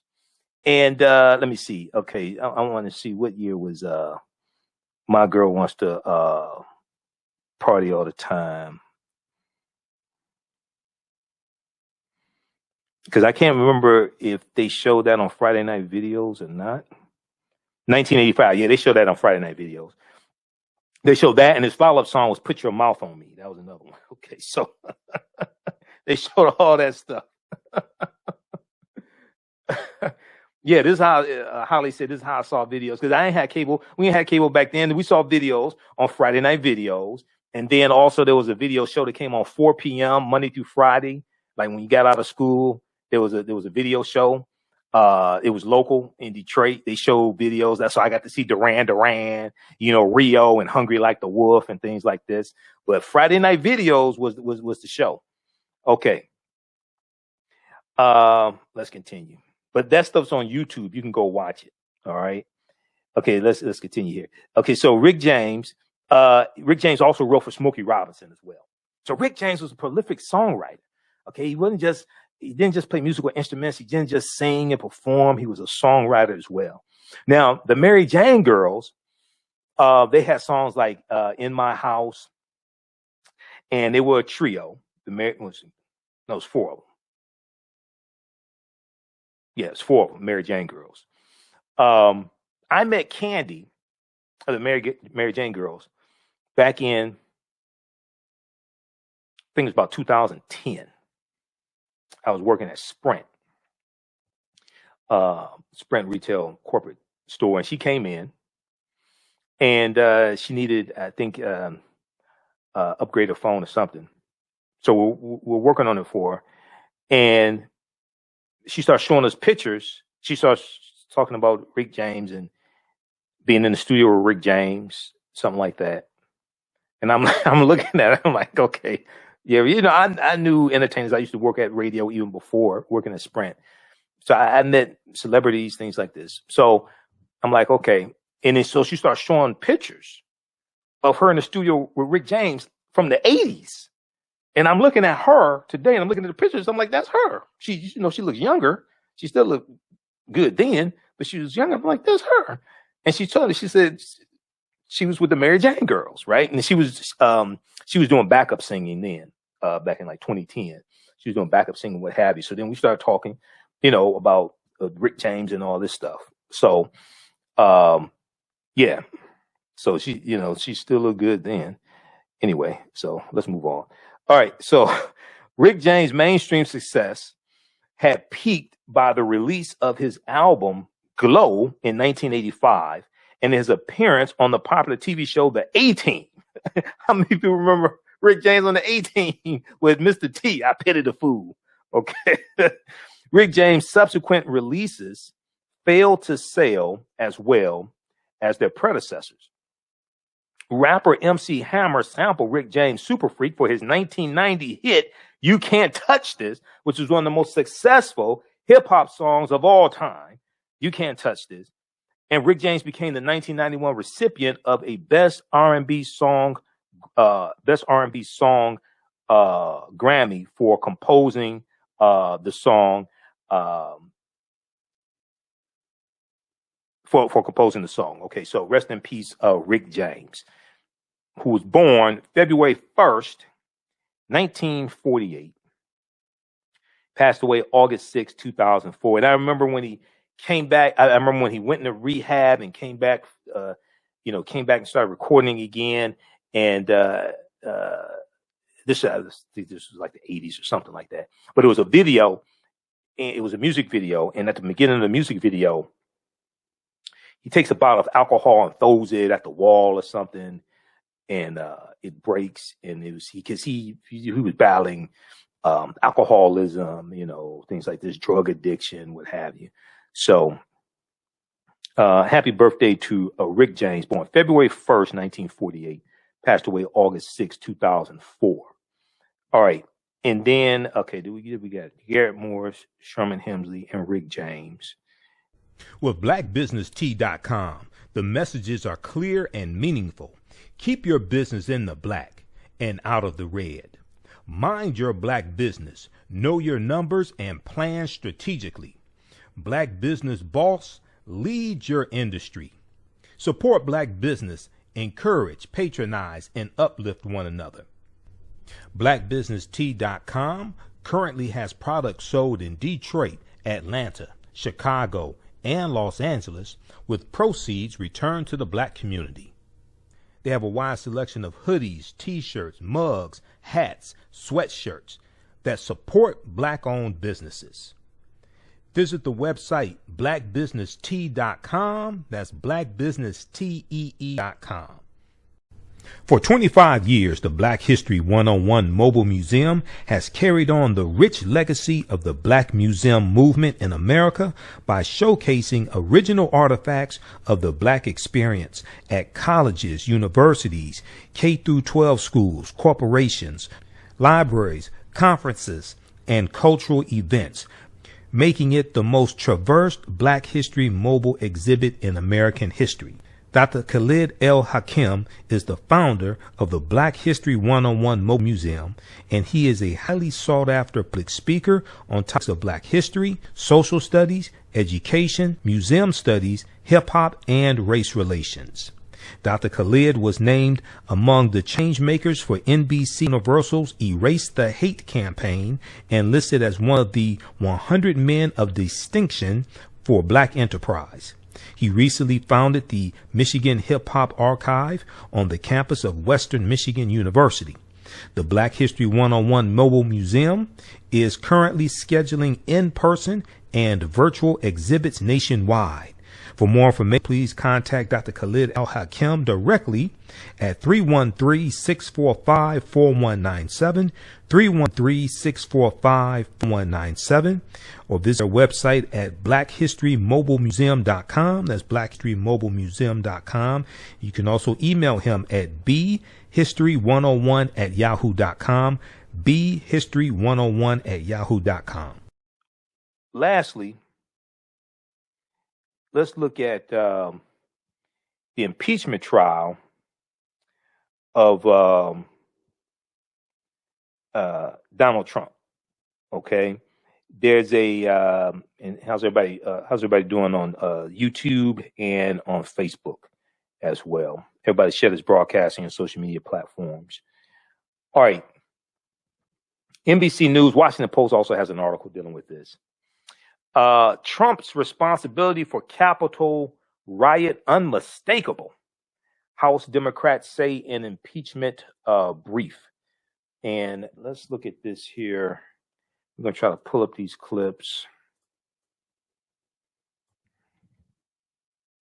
Just bear with me here.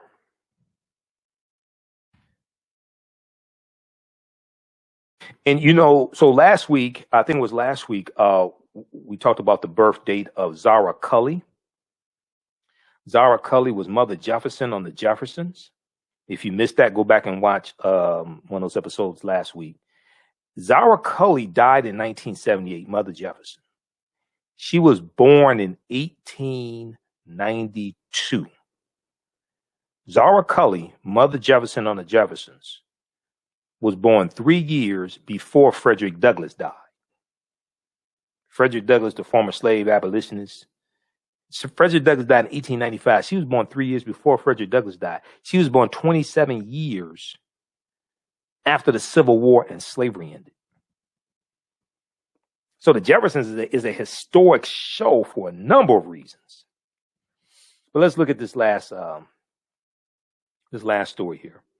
So House impeachment managers filed the memorandum on Tuesday for the Senate impeachment trial, the second Senate impeachment trial for the worst president in the history of the United States, Donald John Trump, laying out in the clearest terms yet why they believe Trump committed impeachable offenses and must be barred from running for office ever again.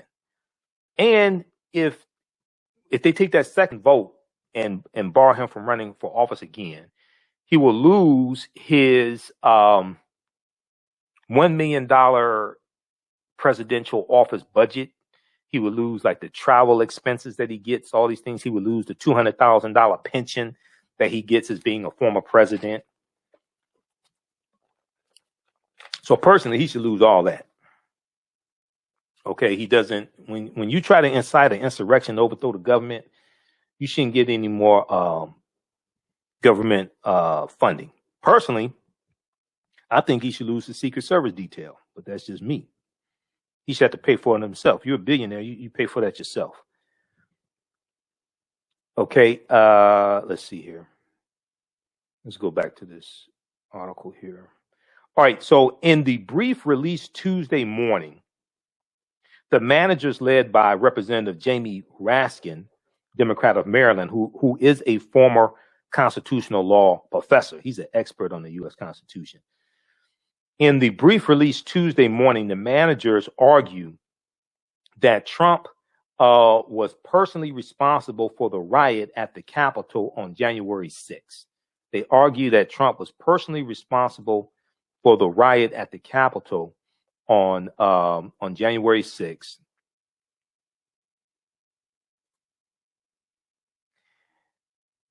They say that when Trump's efforts to overturn the 2020 election failed, he incited the attack.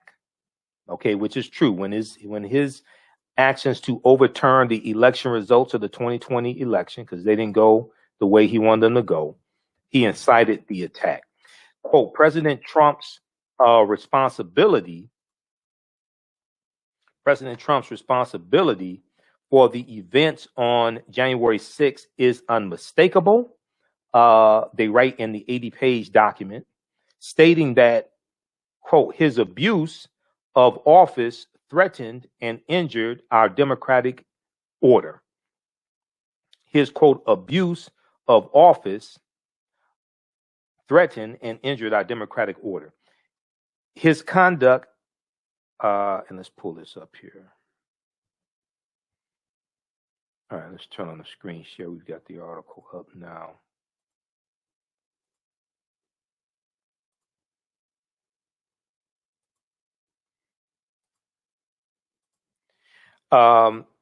His conduct endangered the life of every single member of Congress, jeopardized the peaceful transition of power and line of succession, and compromised our national security, the brief says.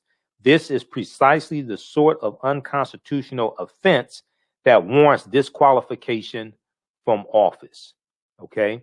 This is precisely the sort of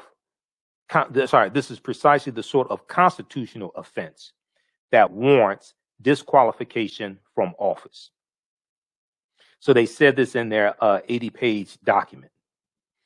Check out the article from NBC News. Trump's responsibility for Capitol Riot unmistakable. House Democrats say in impeachment brief.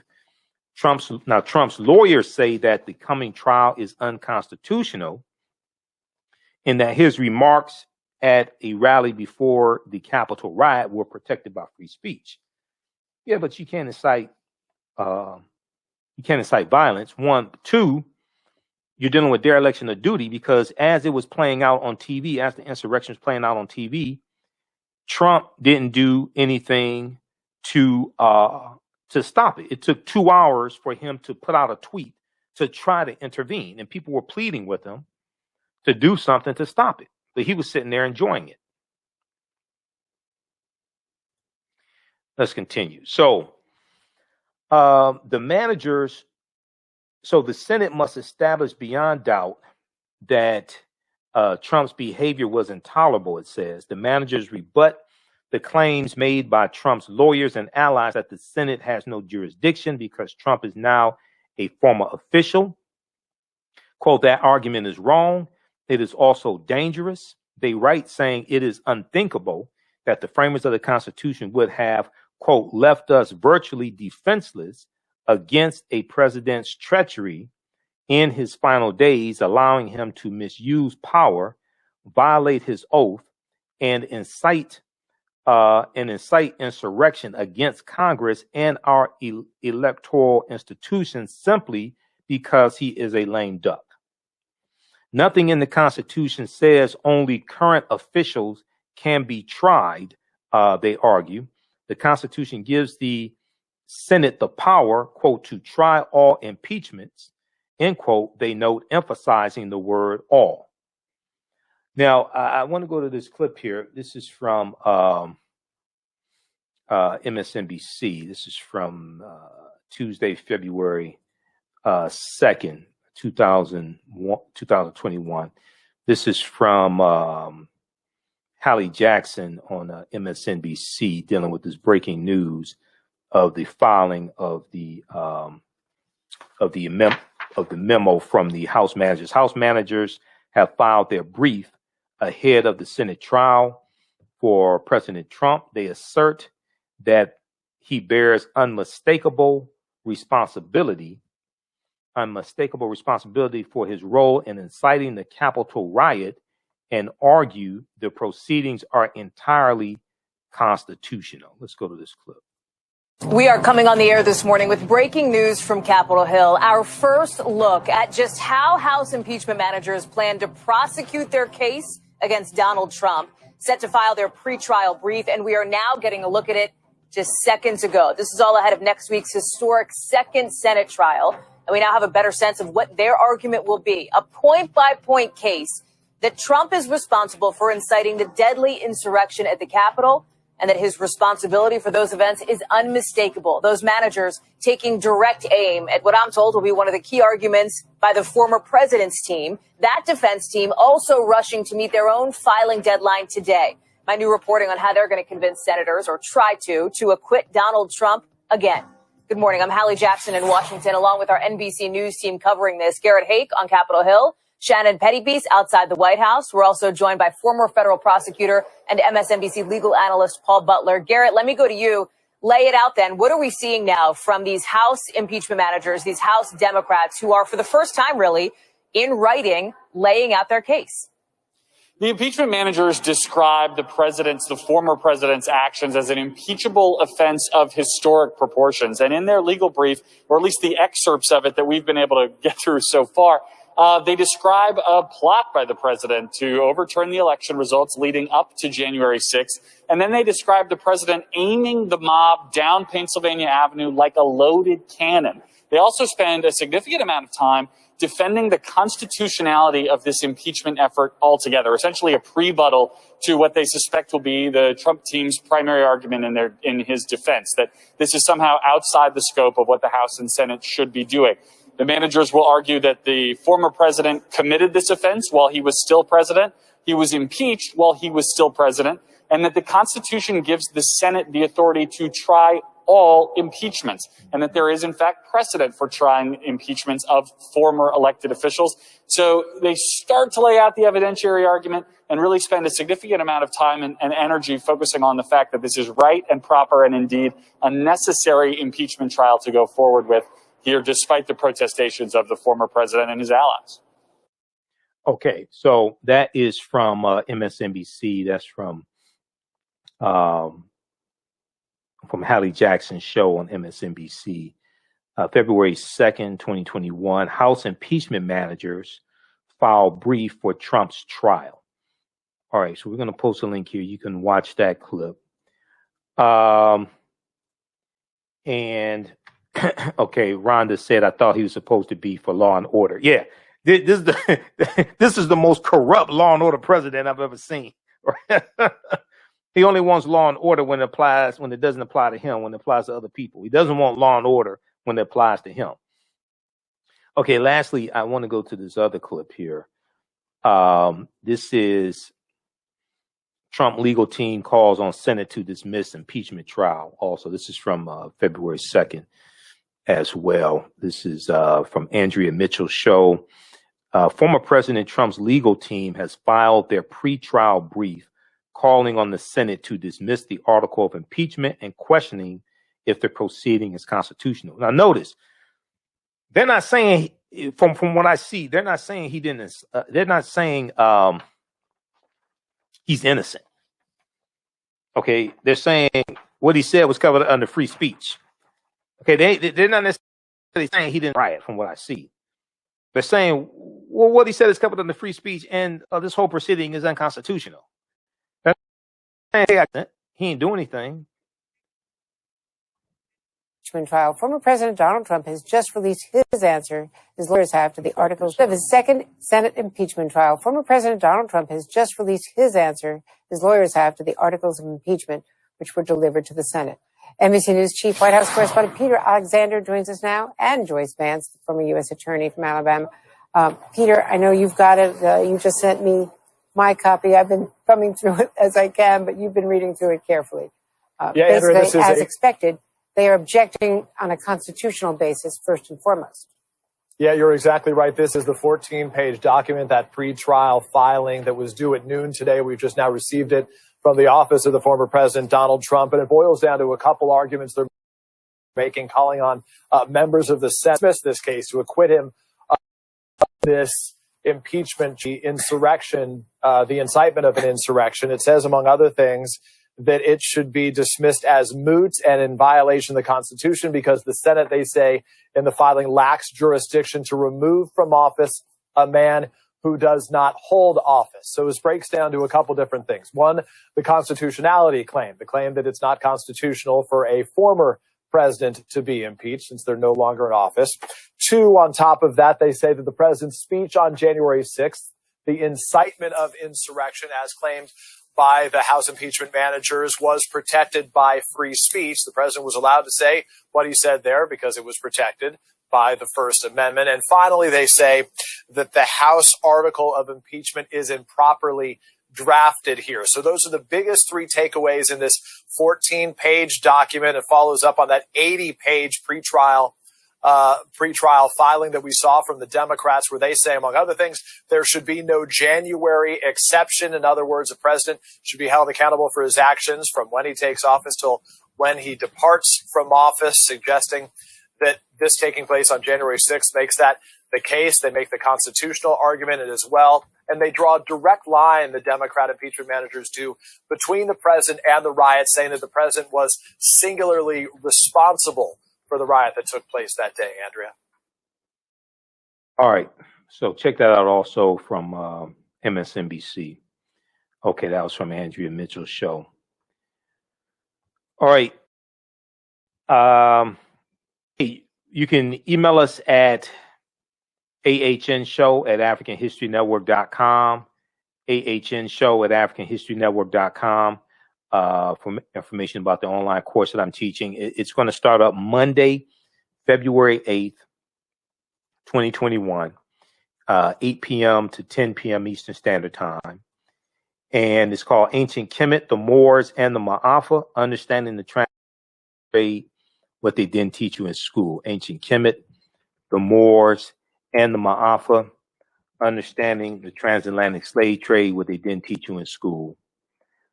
And this is a 8-session, 16-hour online course that I teach. And we deal with thousands of years of history, and we deal with what led up to the transatlantic slave trade taking place. And we deal with an overview of the transatlantic slave trade. Also, we deal with the 800-year occupation of Europe by the Africans known as the Moors. We deal with ancient Kemet, ancient Egypt, and what the Moors took into Europe that helped bring the Europeans out of the Dark Ages. Okay, and so when we study the transatlantic slave trade, we can't start studying in 1619, or we can't start studying in 1441 when the Portuguese go into Mauritania.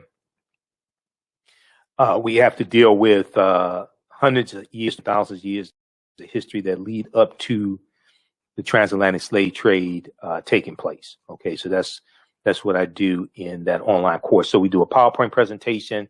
It's 8 sessions. We'll do 8 consecutive Mondays, 8 p.m. to 10 p.m. Eastern Standard Time. Email us at AHNShow@AfricanHistoryNetwork.com for more information. AHNShow@AfricanHistoryNetwork.com for more information. And we do the show live. You can watch from around the world. You can watch it over and over again because the shows are archived also. You can ask questions in class. So it's a visual. I do a PowerPoint presentation. And we have book references, video clips, things like that. And I'm going to also post a link here because we have the information at our website, AfricanHistoryNetwork.com, and I'm going to post this link. This is the link. This is to the class that I taught in 2019, but you can register for it and you can go and watch the classes that are already archived, and then we'll automatically enroll you into the new course offering also. So the class is regularly $130. It's on sale $80. All right, and you can watch it as many times as you want to. Okay, so that's ancient Kemet, the Moors, and the Ma'afa. Understanding the transatlantic slave trade, what they didn't teach you in school. Also, the 15 DVD bundle pack that has 15 of my lectures, the Black History Month bundle pack. That is on sale right now. It's a 15 DVD bundle, and it has it's on sale $100. Okay, and it has 15 of my lectures. It includes one where I deal with the history of African American History Month, Black History Month, and also has a number of different presentations. It has Black Migration 1619 to 2019, Understanding the Transatlantic Slave Trade, what they didn't teach you in school. So all that's available in the that's the Michael Imhotep Black History Month DVD bundle pack. We're going to post that link here right now. And then we also have the Africans Who Were Here Before Columbus, the Africans Who Were Here Before Columbus DVD bundle pack. Also, it's an 8 DVD bundle pack. And it includes a double lecture I did with Dr. David Imhotep, who wrote the book, The First Americans Were Africans, Documented Evidence. It also includes a double lecture I did with Professor Kaba Hiawatha Kamene. And so the one with Professor Kaba, we deal with the ancient African presence in the Americas. Ancient African presence in the Americas. And then there's also one with Dr. John Henry Clark and also Dr. Ivan Van Sertima dealing with They Came Before Columbus. All right, let me see. I'm trying to find this link here.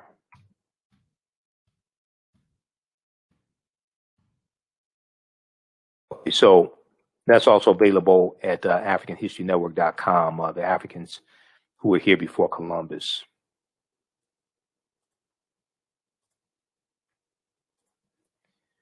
All right, so we'll post that information here as well.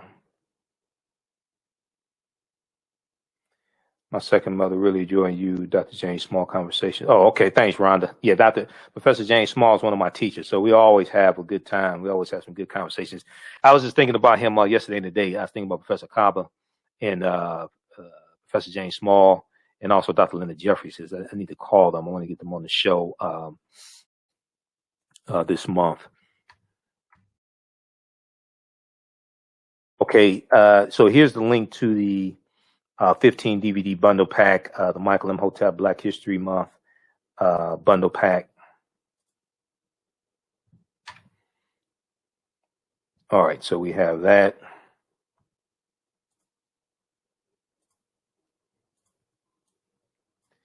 And let me see something here.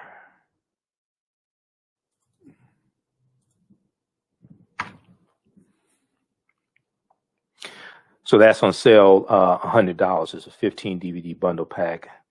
Let's turn on the screen share quickly here. This is right in time for African American History Month. We also have a lot of digital downloads at our website, AfricanHistoryNetwork.com. So this also helps us to keep doing the research, stay on the air, keep broadcasting as well. Let's see.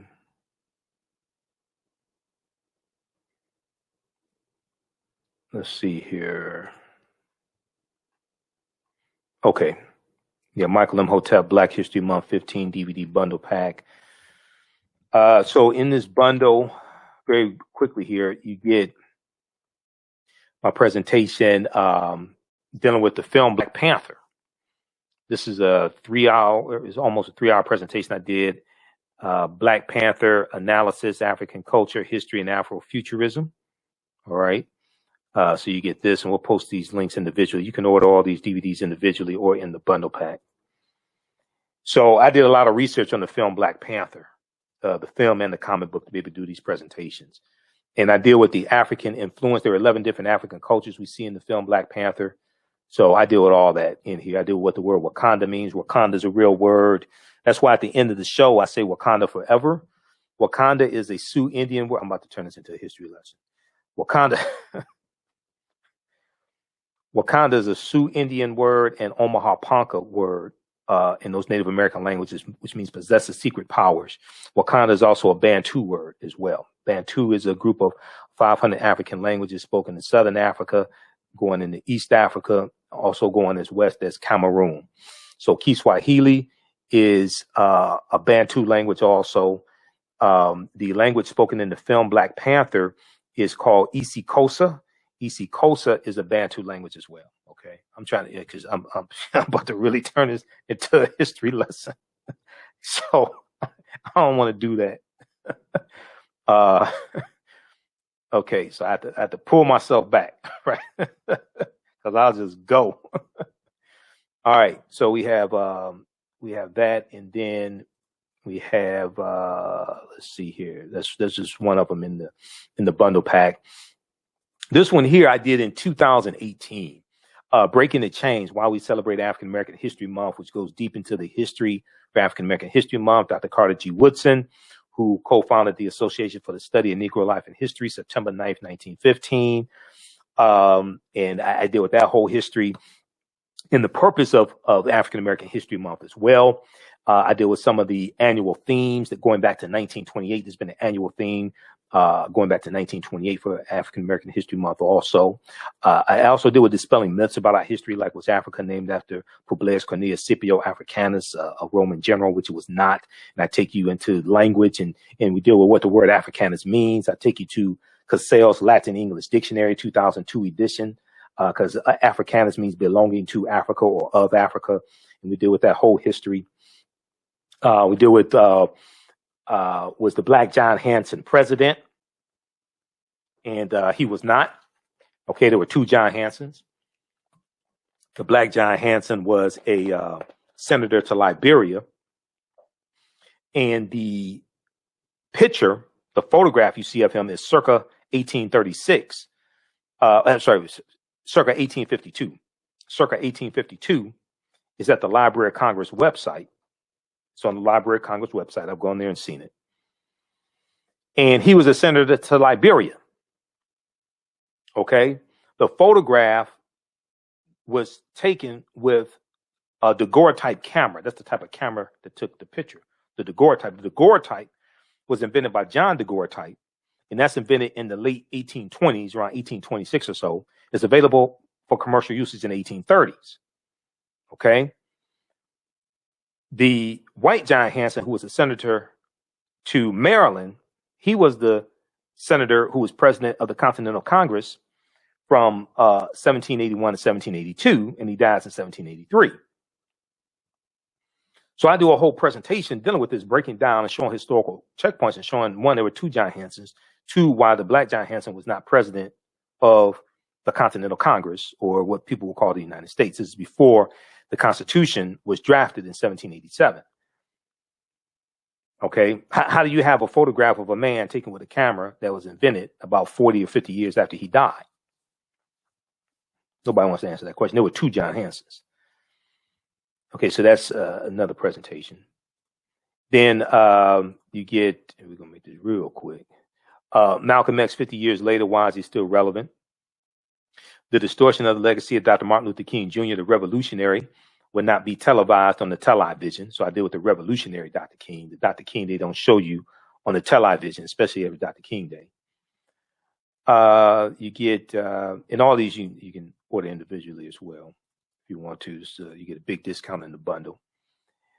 Then this is another one I did with on dealing with Black Panther. This is lessons from the film Black Panther. Economic guerrilla warfare, political self-defense, and how to Wakanda to vote. How do we take the enthusiasm from the film Black Panther and the enthusiasm and the pride that we feel and things like this. How do we take that from the film and use that for economic empowerment and political empowerment? Okay, that's what I break down in this presentation here. This is lessons from the film Black Panther: Economic Guerrilla Warfare, Political Self-Defense, and How to Wakanda the Vote. And I tie it into history also. So we have that one. And then we have this presentation here. This deals with the history of the Three-Fifths Compromise of 1787, which a lot of people misunderstand and think that it said that we were 3/5 of a human being, which is not what it's saying. That's Article 1, Section 2, Clause 3 of the U.S. Constitution, which talks about for the purpose of taxation and representation, that 3/5 of the population enslaved would be counted for that purpose of taxation and representation. At the same time, the full population of free African people or free African Americans in this country was counted. Okay, it's not saying we were 3/5 of a man or 3/5 of a human being. It's determining, how do you determine how many seats in the House of Representatives slaveholding states are going to have if it's based upon population? How do we count the population enslaved? Do we count the full population? Do we count half the population? Because they're debating this at the Philadelphia Convention, at the Constitutional Convention. They're debating this. Northern states are saying we don't want the full population counted. Southern states say we want the full population counted. Northern states are saying if you count the full population, that's going to give you total dominance in the House of Representatives. So they decided to count 3/5 of the population. They're not saying this is 3/5 of a person. They're saying if the state, hypothetically, the state of Virginia has 100,000 enslaved Africans, okay, for the purpose of representation, determining how many seats in the House of Representatives the state of Virginia has, we're not going to count all 100,000. Okay, we're going to count 60,000 for the purpose of representation and taxation. It's not saying this person here, he's 3/5 of a man. That's not what they're saying.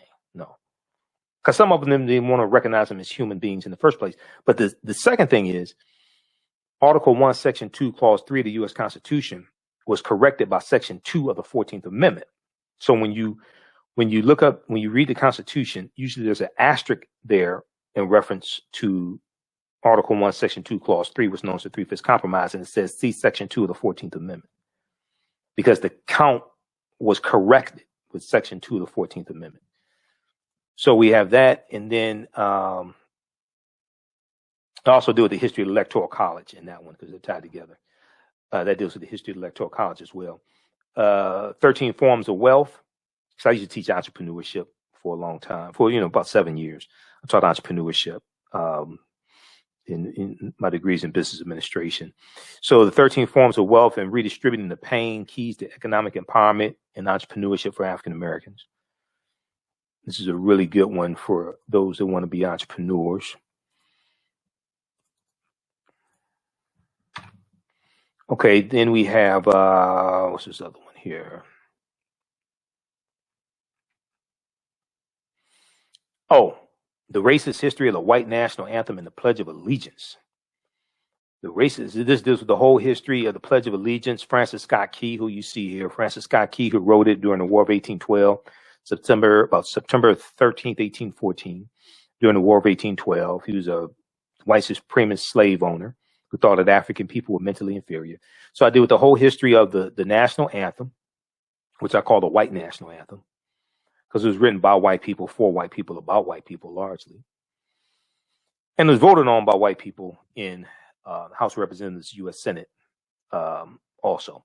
And then I tie this into Colin Kaepernick's protest and what his whole protest is about. So I deal with the history of Colin Kaepernick's protest. So you get this one here. That's about a 3 hour. How long is that one? It's about 3 hours. It's about a 3 hour presentation.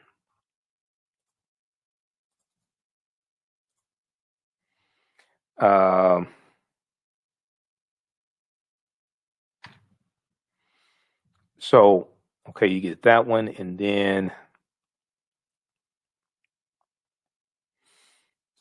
This one here, this is a double lecture I did with Dr. David Imhotep, who wrote the book, The First Americans Were Africans, Documented Evidence. We did this back in 2013 here in Detroit. So you get this double lecture as well. That's also in the bundle pack, The Africans Who Were Here Before Columbus.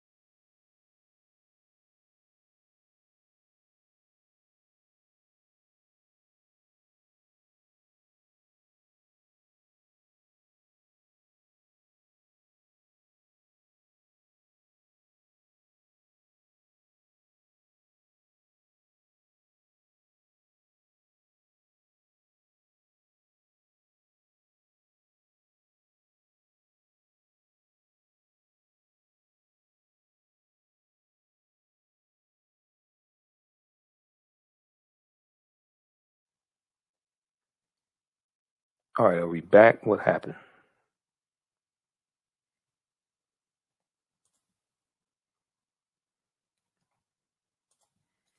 Okay, we should still be here.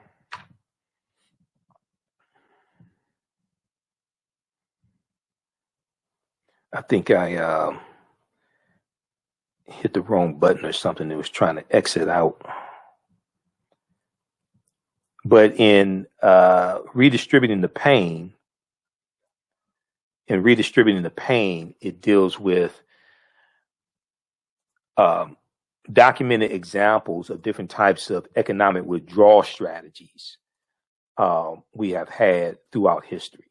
Okay, redistributing the pain. And I show you what the results were. Because a lot of times people talk about economic boycotts and things like this, but don't exactly talk about successes we've had with that. They talk about the Montgomery bus boycott, but really don't understand the Montgomery bus boycott because I don't know if you saw this picture before, but that's myself and Dr. Claude Anderson. I was at a lecture that he did, and I've interviewed him a number of times. You can see that on our YouTube channel, Blog Talk Radio. You can just Google his name and my name. I brought that in 2016 when I used to guest host Roland Martin's nationally syndicated radio show. I brought out Claude Anderson on Roland Martin's nationally syndicated radio show. Now, people who've been following me for a long time know this. Other people don't know this, but there's a lot I've done. I just don't talk about. So the Montgomery bus boycott, that's not what ended segregation on the buses. It was the lawsuit of Browder versus Gale filed February 1st, 1956. That's what actually ended segregation on the buses. The Montgomery bus boycott was necessary because it put pressure on them. Okay. But that's not what ended segregation on the buses. But the redistributing the pain, that shows different types of economic withdrawal strategies that we have had from over decades, okay? And it shows the successes of the economic withdrawal strategies also. Let me post this here.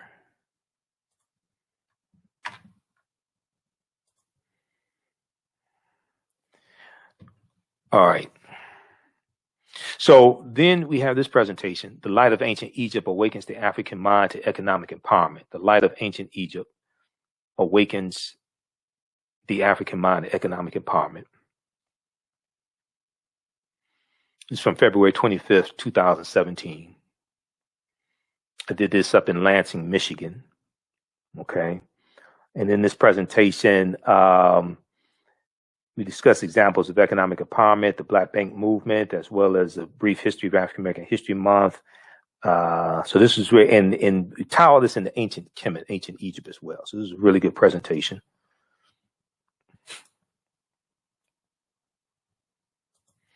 This one here deals with something that a lot of people have been talking about lately, but very few people actually understand. The Tuskegee experiment of untreated syphilis on the Negro male. So I deal with the whole history of the Tuskegee experiment. Contrary to popular belief and social media memes that you see floating around, the Tuskegee experiment did not inject men with syphilis or black men with syphilis. That's not what happened. What happened is it started in about 1932. 1933. It was supposed to last 6 to 9 months. It ended up lasting 40 years.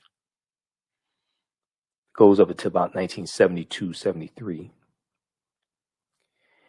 And what it did was it monitored men who already had syphilis. So there were 600 men in the Tuskegee experiment, the Tuskegee experiment of untreated syphilis of the Negro male.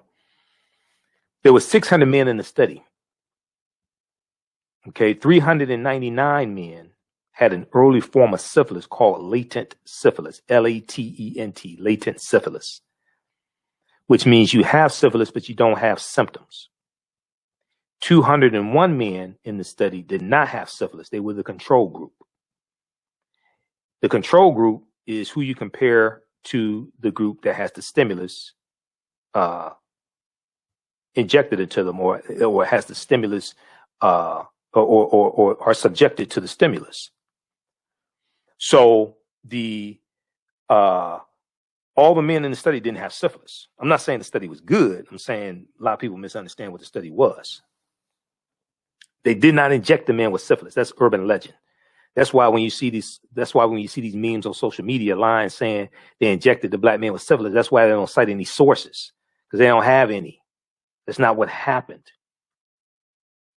So I break down the study, and I break down how the study became exposed and why it ended, because it was exposed in the media.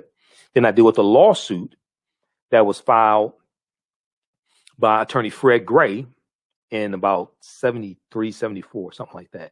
And attorney Fred Gray was the same attorney who filed the lawsuit of Browder versus Gale, February 1st, 1956, which went all the way to the U.S. Supreme Court, which ended the Montgomery bus boycott. That's the same attorney. So I deal with all that in this presentation here and provide sources for you. Unlike the social media memes you see floating around, lines saying that the Tuskegee syphilis experiment injected black men with syphilis. Come on. You might as well say Willie Lynch historically existed then if you want to say stuff like that, because that's false also. But anyway. So we have this one here as well. These are all lectures I've done. Then this one here, Great African Women in History, the Mothers of Civilization. This is actually, you're going to get the version that's like about 4 hours. That's a 2 DVD set. It's actually about 4 hours. Great African Women in History, the Mothers of Civilization. So I deal with some well-known and not so well-known African women history from all different time periods.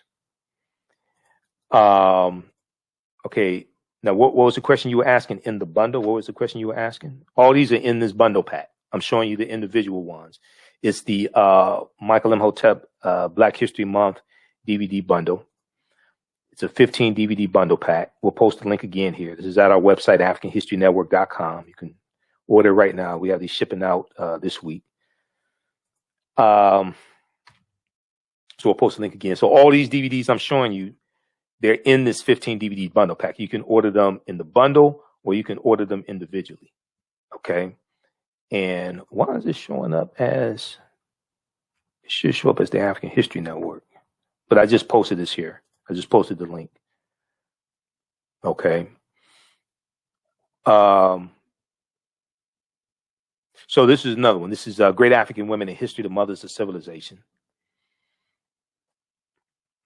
And we deal with some well-known and not so well-known African women in our history from all different time periods. Henrietta Lacks, Madam C.J. Walker, Annie Turnbull Malone, who was the mentor to Madam C.J. Walker, Osset, who the Greeks called Isis, Dr. Patricia Bath, Queen Charlotte Sophia, Yaa Santi Wa Ma'at, Queen Nzinga's, a lot of them I deal with here. Okay. When did I do this? Was this the one? 27th? I think there's one in Detroit. But it's a 2 DVD set that you get. It's actually about 4 hours instead of 2.5 hours. Then you get this one. So this is one I did for children dealing with the film Black Panther. Okay. And in this presentation, we did this at the Charles H. Wright Museum of African American History here in Detroit. I was presenting to children, 5th through 12th graders.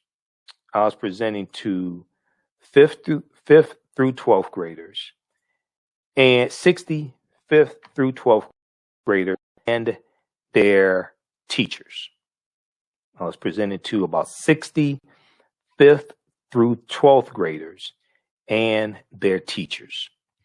So what I'm doing here, I'm doing a PowerPoint presentation, and I'm going through different themes from the film Black Panther and showing how this relates to African history and African culture. And I'm showing the teachers how they can use these different themes to teach African history, real African history.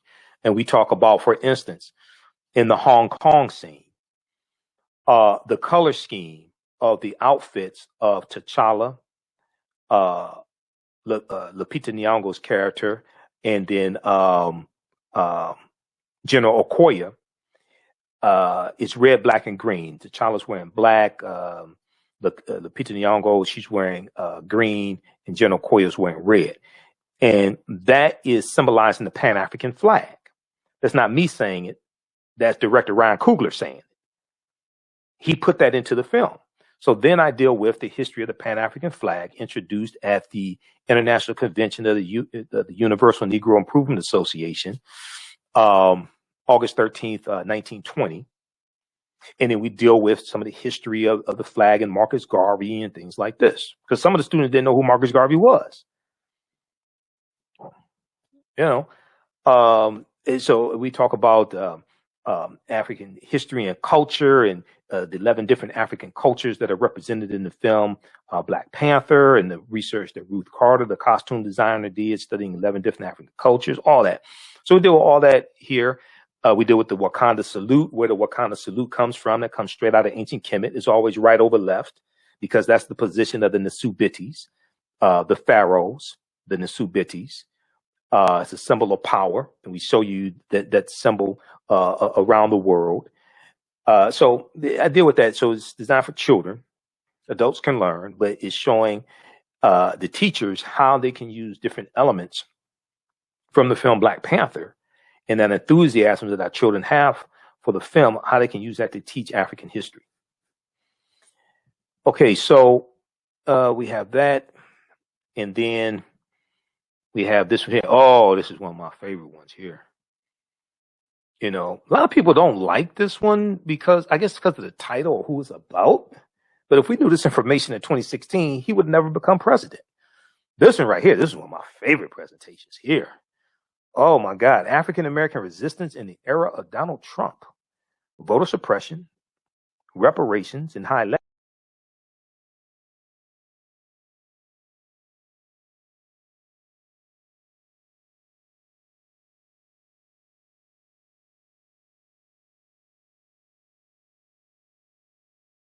In 68, who ran on the backlash to the civil rights movement and on the platform of law and order. And law and order means protect white people and lock up black people. We got to get the hell out of here. But anyway,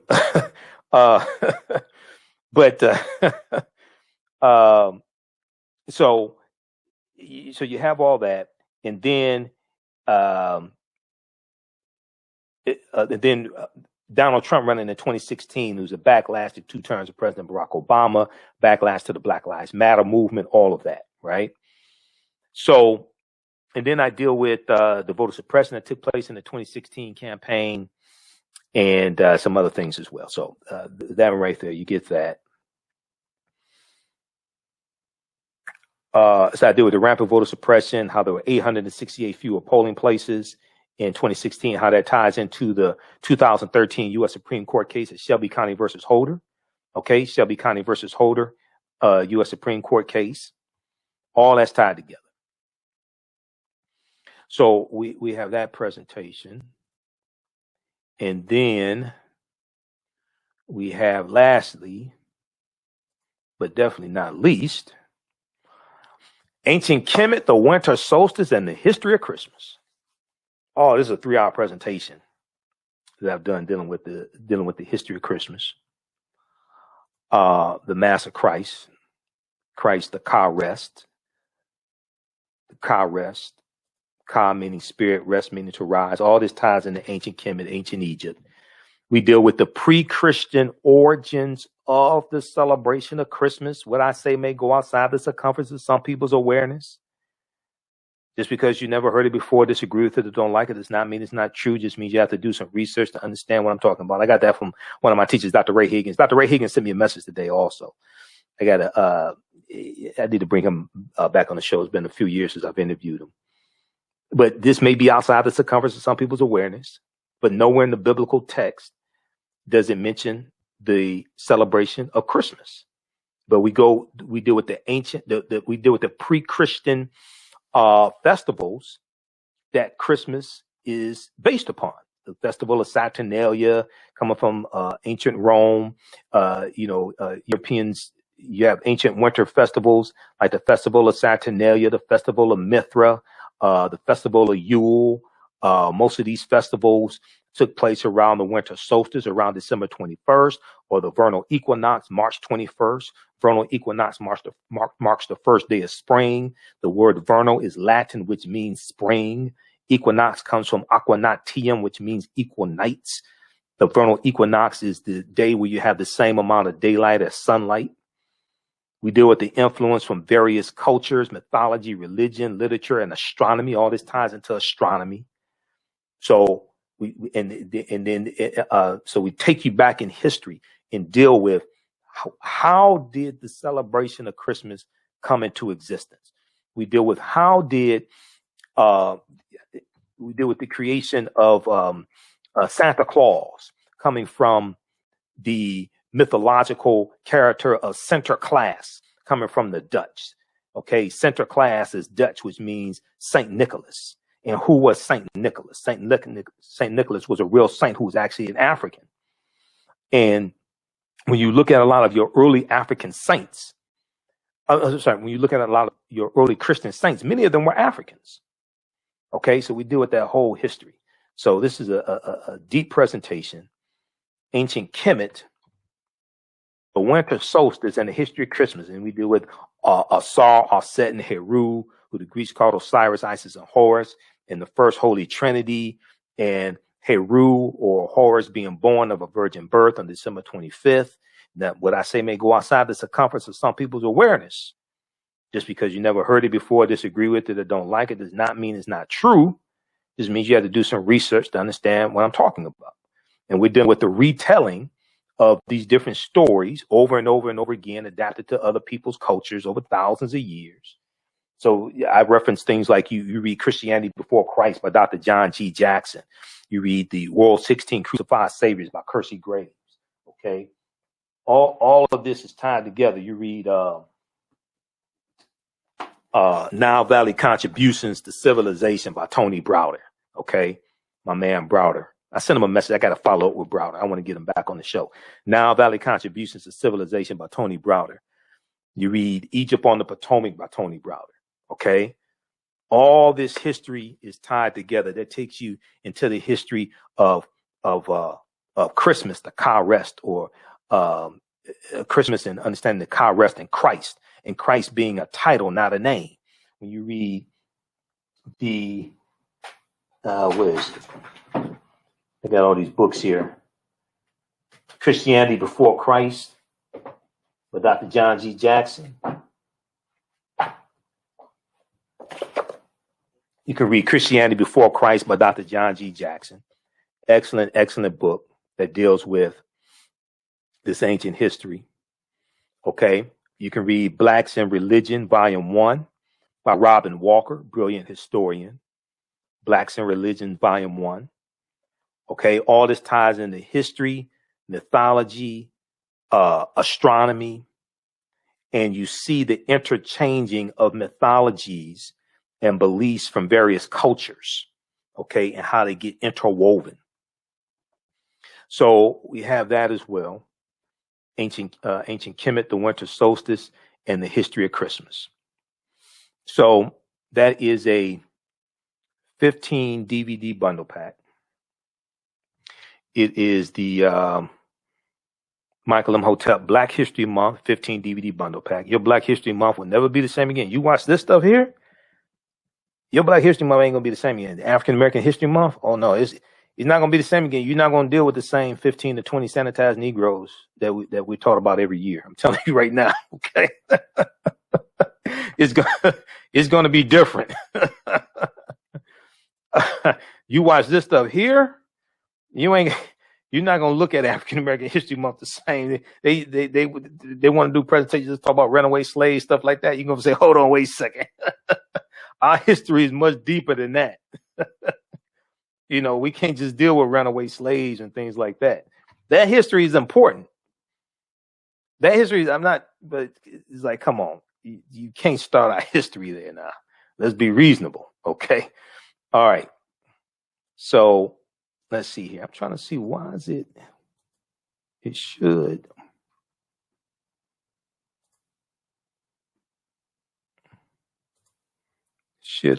Post it as restream. Okay. But we posted the link here. Here we go. Yeah, we posted the link here once again for the 15 DVD bundle pack. So you can order it now. And then my online course, which is going to be start up Monday, February 8th, 2021, 8 p.m. to 11 p.m. 8 p.m. to 10 p.m. Eastern Standard Time, because I got to be on the air at 11. 8 p.m. to 10 p.m. Eastern Standard Time. We may end a little early.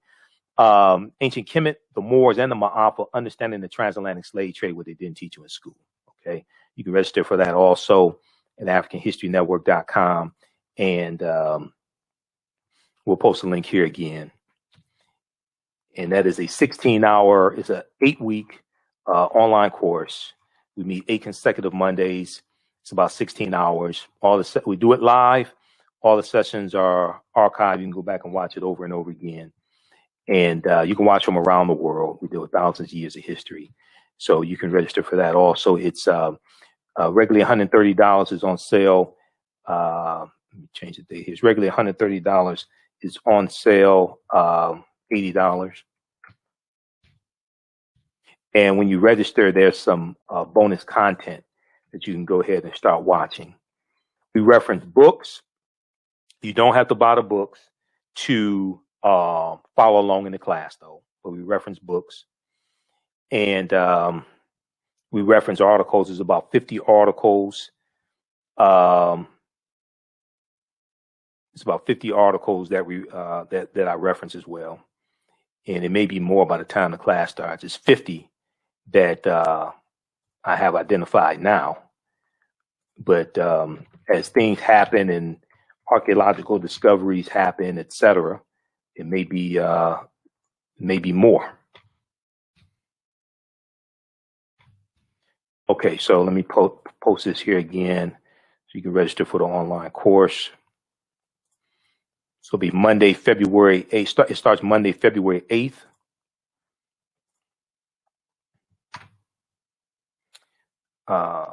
Okay. So it starts Monday, February 8th, 8 p.m. to 8 p.m. to 10 p.m. Eastern Standard Time. All right. We just posted that as well. And it's at our website, AfricanHistoryNetwork.com. All right. And we have a lot of my lectures and bundle packs on digital download also at AfricanHistoryNetwork.com. All right. Look, hey, we have to get out of here. Thanks for tuning in. Follow us on our Facebook fan page, The African History Network, The African History Network, and our YouTube channel, Michael Imhotep, IMHOTEP. Turn on notifications so you know when we go live, because everybody doesn't get our notifications for some reason. It's something I'm fighting. Everybody does not get our notifications. Turn on notifications so you know when we go live. And we broadcast live Monday through Friday, 11 p.m. to 12 midnight Eastern Standard Time. I do my radio show on 9:10 a.m. to Superstation WFDF, and we broadcast here as well. And then Sundays, 9 p.m. to 11 p.m. Eastern Standard Time, we're on 9:10 a.m. to Superstation WFDF. We broadcast here also. Download the iHeartRadio app. Download the iHeartRadio app. Search for the African History Network show on iHeartRadio. You can listen to the audio podcasts of our shows. We're on 9 different audio podcast platforms. Okay. 9 different audio podcast platforms. And you can listen there. We're on Stitcher, iTunes, Blog Talk Radio, iHeartRadio, TuneIn, FM Player. Also, if you want to advertise with the African History Network, email us at customerservice@africanhistorynetwork.com, because your ads will play when we rebroadcast these shows on our social media platforms, and they'll also play in the audio podcasts of our shows as well. Okay. So email us at customerservice@africanhistorynetwork.com if you want to advertise with the African History Network. And we'll post this information here also. Okay. Now, current promotion, buy 1 month, get 1 month free.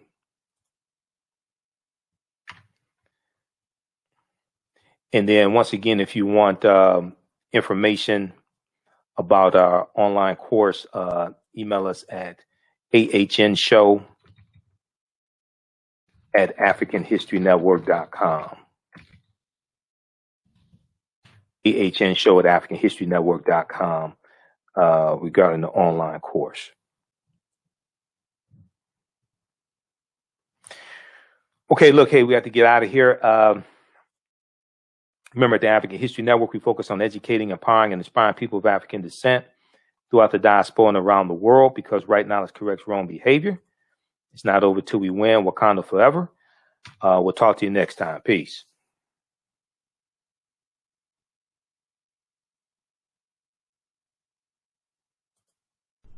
Soul Natural Beauty Products offers organic, plant-based skin and hair care products that will rejuvenate skin and naturally grow and thicken hair. Their whipped shea butter can heal or restore damaged skin cells to prevent hyperpigmentation and skin breakouts. All products are made with organic plant-based ingredients. Their maximum hair growth oil is fortified with organic herbal extracts and undeniably proves that Mother Nature knows best. It thickens, lengthens, softens, and conditions all types of hair. They even guarantee hair improvement within 90 days or a full refund. Their all-natural 24-hour deodorant leaves the body smelling fresh without sweating for up to 24 hours.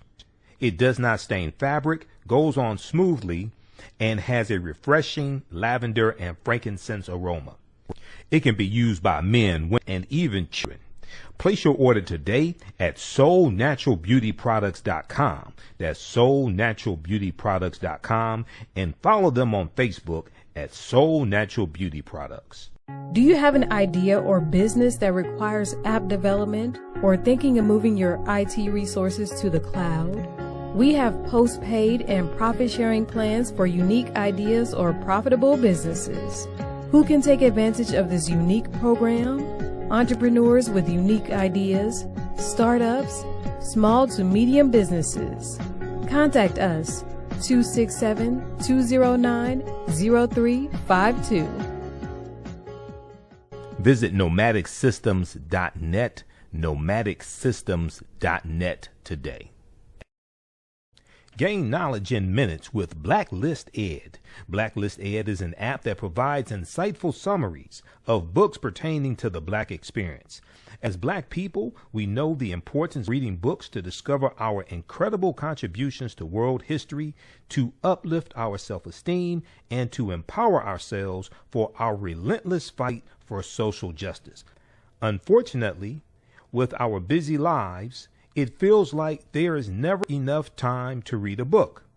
Fortunately, there's a solution. With Blacklist Ed, their app provides key insights from best-selling books about the Black experience, therefore saving you time, increasing your knowledge, and empowering yourself through inspirational and actionable ideas. You can read or listen on the go. Start your free trial today by going to blacklisted.com. That's black without the C, B-L-A-K. Or you can download the Blacklist Ed app from the App Store or Google Play. Blacklist Ed, empower yourself. Tasted the world-famous No Frowny Brownie yet from the Pink Bakery? If not, what are you waiting for? They are vegan, gluten-free, and of the big 8 allergens. While eating their No Frowny Brownies, the fabulous Miss Tabitha Brown said they were very good. Very good. And you know, if she says that, they are. The bakery is the first Black-owned, Big 8 allergen-free baking mix company. Go to thepinkbakery.com, that's thepinkbakery.com, to order their No Frowny Brownie mix today. Yaya Rule is a line of African print-inspired apparel catered to the Black community. The pieces include t-shirts, sweatshirts, hoodies, jackets, dresses, skirts, activewear, bags, and other accessories and home decor. This brand offers a revised